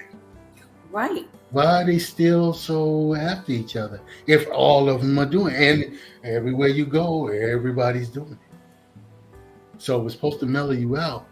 Well, where's the mellow? Because in our community, we don't see a lot of mellow. No, So you see there are more people who have said vandalism, they as you are said. spraying Mm-hmm. the stuff that winds up in our neighborhoods. But people Absolutely. don't want to believe them because, and yeah, there's some people that grow their own, and there's some people that go over to the white section where they can buy the really expensive marijuana Manassas, Virginia, that was and supposed Prince to William be County, Virginia. evening out the playing field and getting rid of the weed charges that all the black people got. But you see what I'm saying? So we're not really paying attention like we need to be, and that's the problem. And also, Because that could lead to, common sense isn't right, there. and that could lead to the young kids being abducted and Of course, it's leading to that subsequently missing. because the ones that if you're doing it enough, you don't care about anything else, so you're not paying attention. Absolutely. But others are paying attention to you, and they may have already targeted you. All right, we already know, let's just say Joe will be over here this weekend, and they'll maybe watch for maybe weeks to maybe a couple of months and establish a solid pattern. And then that's it for Joe. Perhaps. There are many people, many times that will say, "Oh, we'll watch the kid, we'll do this, we'll do that," and you don't think twice that they're gonna do something. But if you really knew, and when the truth comes out, it's so horrible. Well, you see that if you pay attention, a lot of these stories that have been published, you can find them on YouTube or any social media or on TV of these daycare centers. Oh yeah. And how some of the little children are being treated there with these secret cameras. Yeah. I would have been in jail a long time ago. Yeah, it's really not worth it. And I know everybody doesn't have family that can watch the child. Everybody can't stay at home and watch their child. But then again, here we go with the prevention again.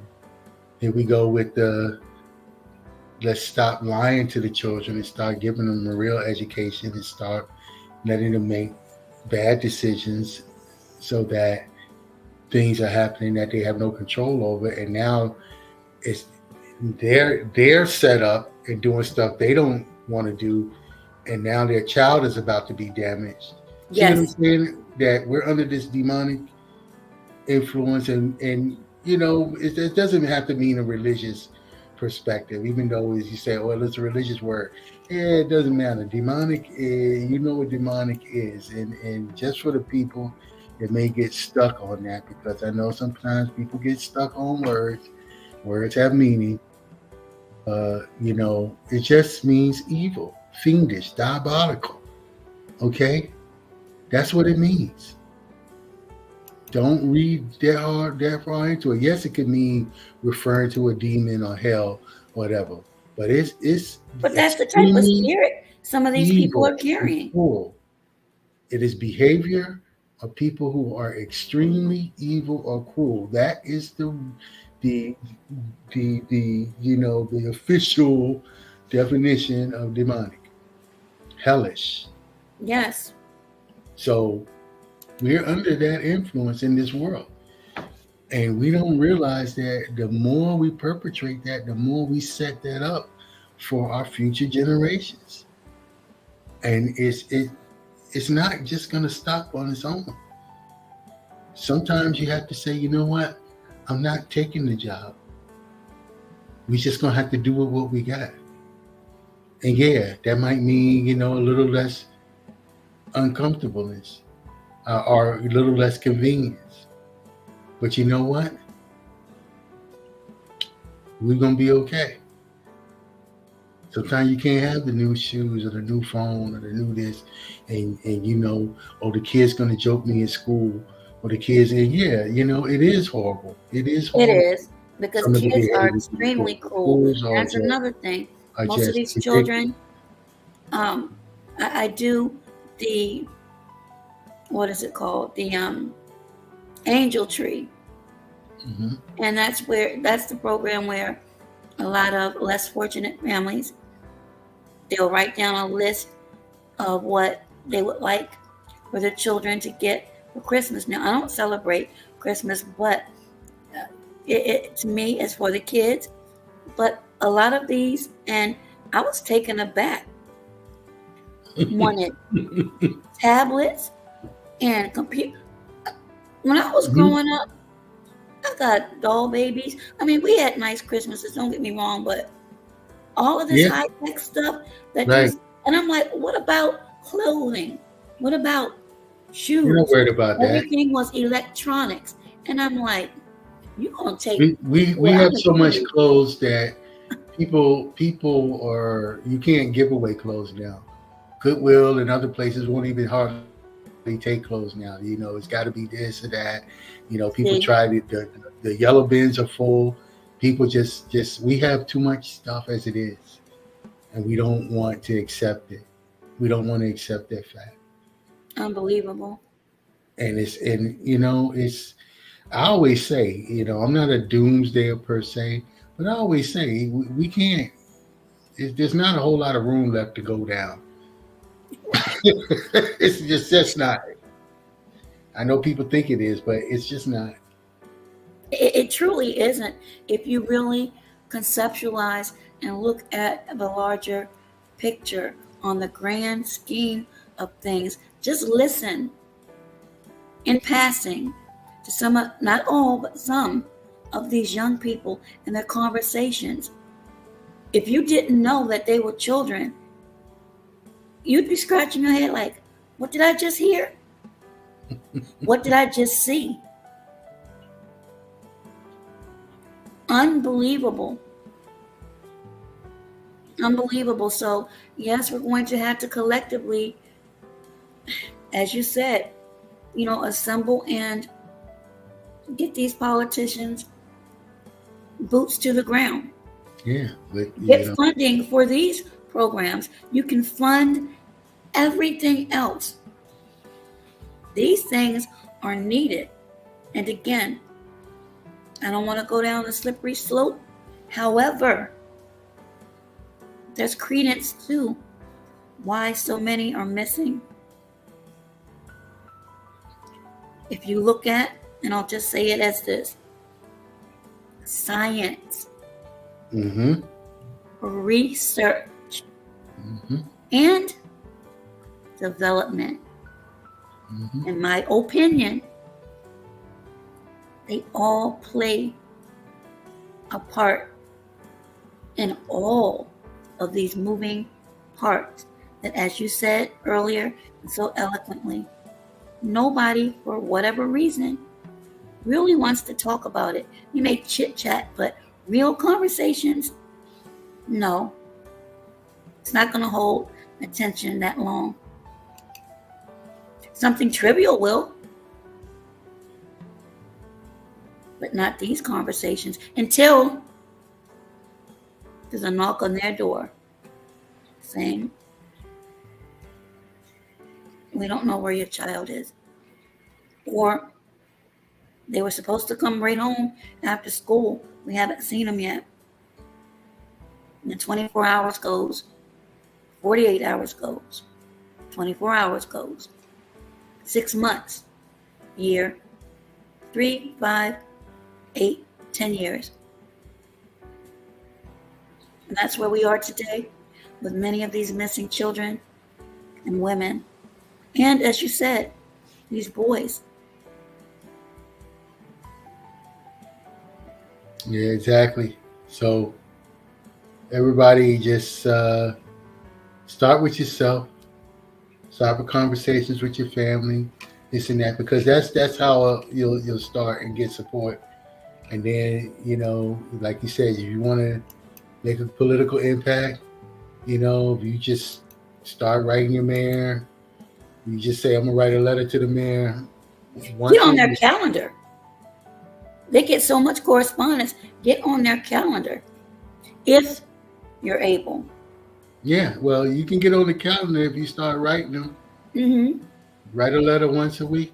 Send an email once a week. Make a phone call once a week.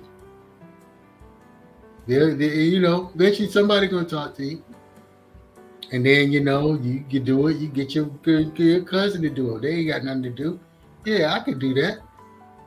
Before you know it, you got 10 people doing it. Oh, they're gonna really talk to you then. Absolutely. Absolutely. Letter writing campaigns can be very effective, but you have to be locally. Just locally, Yes. You have to be committed and stick to it and consistent. It sounds a little corny, and people are like, oh, we're in the digital age. Okay, fine. You gotta get some people, your group, send some tweets, whatever it takes. You save some money up, and then you know what?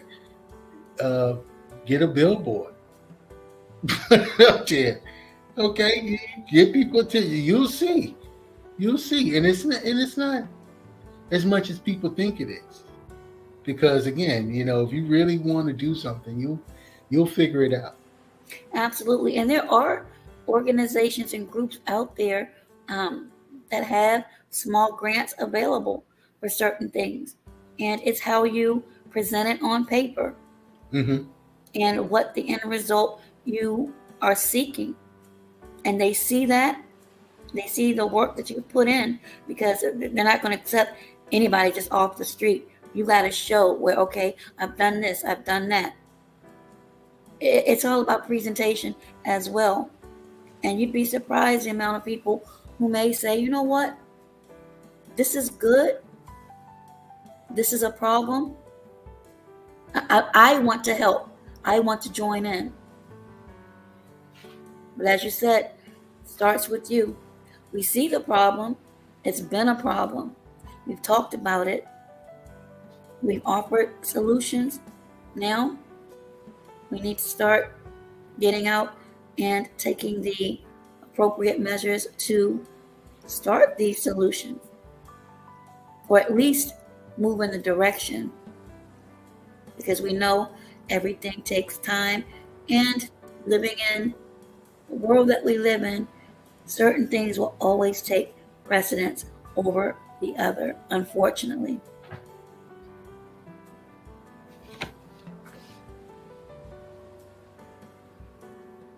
But that is all I have to comment on. This has been another informative, much needed conversation. Again, as I mentioned, we need to have more of these, because I'm just really, truly concerned.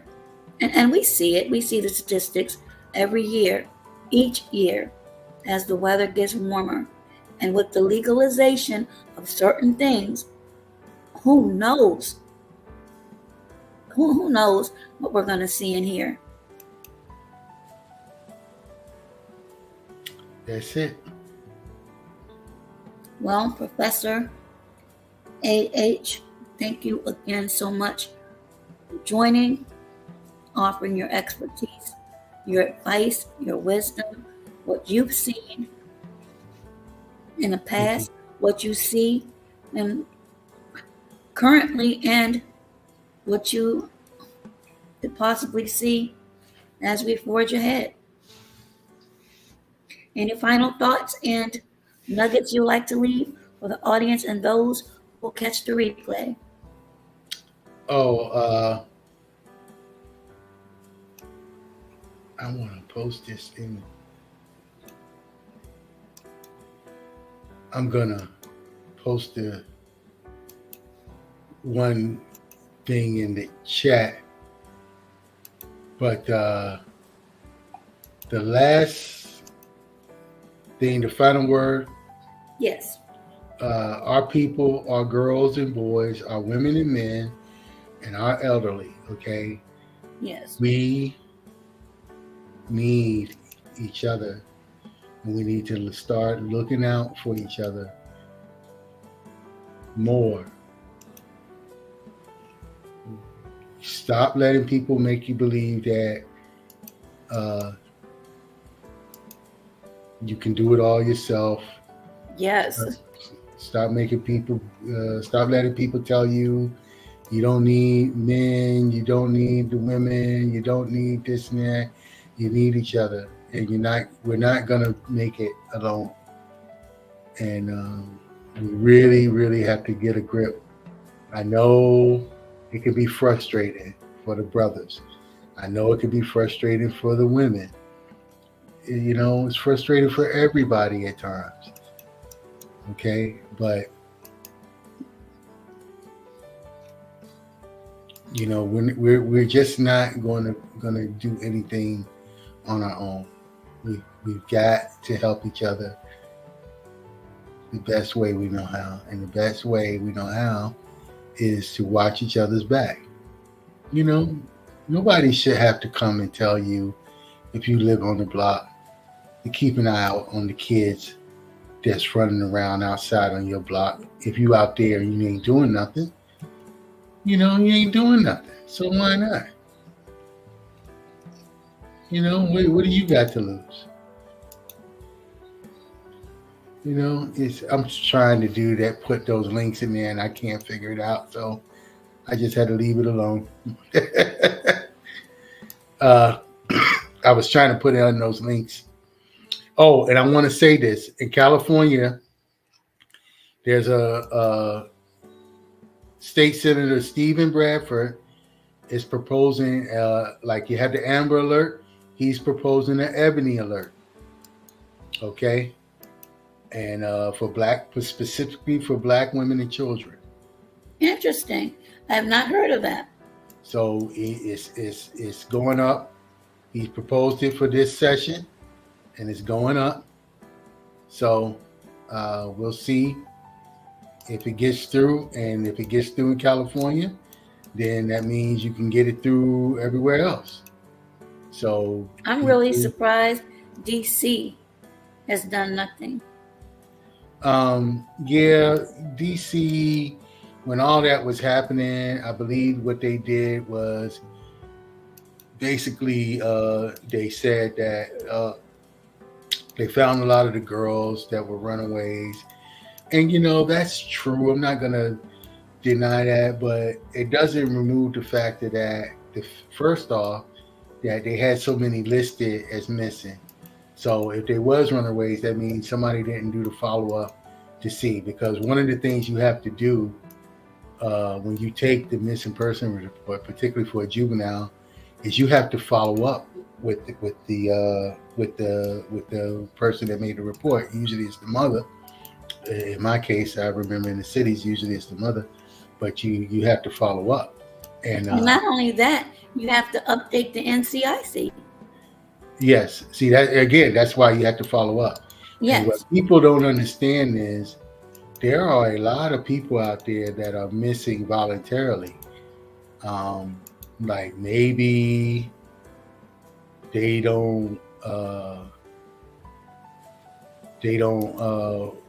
were in a bad relationship, or maybe they didn't get along with the mother. Maybe they didn't get along with the stepmother. Maybe they didn't get along with the father or the stepfather or the brothers or the siblings. Whatever the case is, they're missing because they want to be missing. And once they become an adult, there's nothing you can do, no matter if they're in the missing person report or not.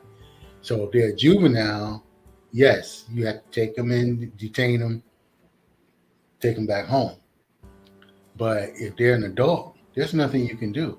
And I know in my professional experience, on 4 occasions, on traffic stops, finding out the individual was a listed missing person. And the first time being a rookie cop, that was my first time I encountered one. I didn't really know what to do because they're missing person. And I'm thinking, okay, missing person, I got to take them in, this and that. And they was like, no, They said they're an adult. They be missing, and there was a black lady, and she said, she might have been close to 30 years old, and she said, yeah, I know that I'm reported missing. I say okay, and it's like okay, and she had a valid license. We don't really do traffic in well, I don't want to say that. When I was working, I didn't do a lot of traffic violations in the city. Pulling people over, yes. Legally pulling people over for traffic, yes. But it's the officer's discretion whether they make an arrest or whether they give a ticket or do whatever. That's what people sometimes don't understand. Some things are up to officer discretion, but if you act in a fool, a lot of times you don't give them that. So just remember that for reference. But a legal adult can be reported missing, and if you find them, the only thing you're doing is notifying them that they're reported missing. But a lot of times they know. And a professional acquaintance from another agency that work with the trafficked juveniles, specifically working in a house for girls that were being trafficked, that were, the youngest was 14, the oldest was 17. The issue they repeatedly have is that these girls would run away. They spend a few days to a week, sometimes 2 weeks, and then they take off. Sometimes the cops will find them, sometimes not. The majority of the time they find them in some kind of compromising situation, meaning in a hotel room with a bunch of men, or walking the known prostitution stroll, that kind of stuff, So, and you bring them back and they leave, and you bring them back and they leave, and you bring them back and they leave. Wow. So, that can get very frustrating for the people trying to run the program. Yes. For the people who have to keep track of the girls, and for the people who are trying to do the so-called right thing. We cannot let that go to waste. We have to remember certain things. Some of these missing juveniles, I can't tell you the number of military recruits. And in my experience, sometimes women that I've dated early in life who told me, they left home when they were 15 or 16, and they lived with maybe a sister, or lived with a cousin across town, or they moved in with some man, and I'm talking a grown adult, like a 35-year-old man, and they was 15, and they just stayed there and took care of stuff, and it wasn't. They eventually got into sex, but it didn't, wasn't as thought as a sex thing.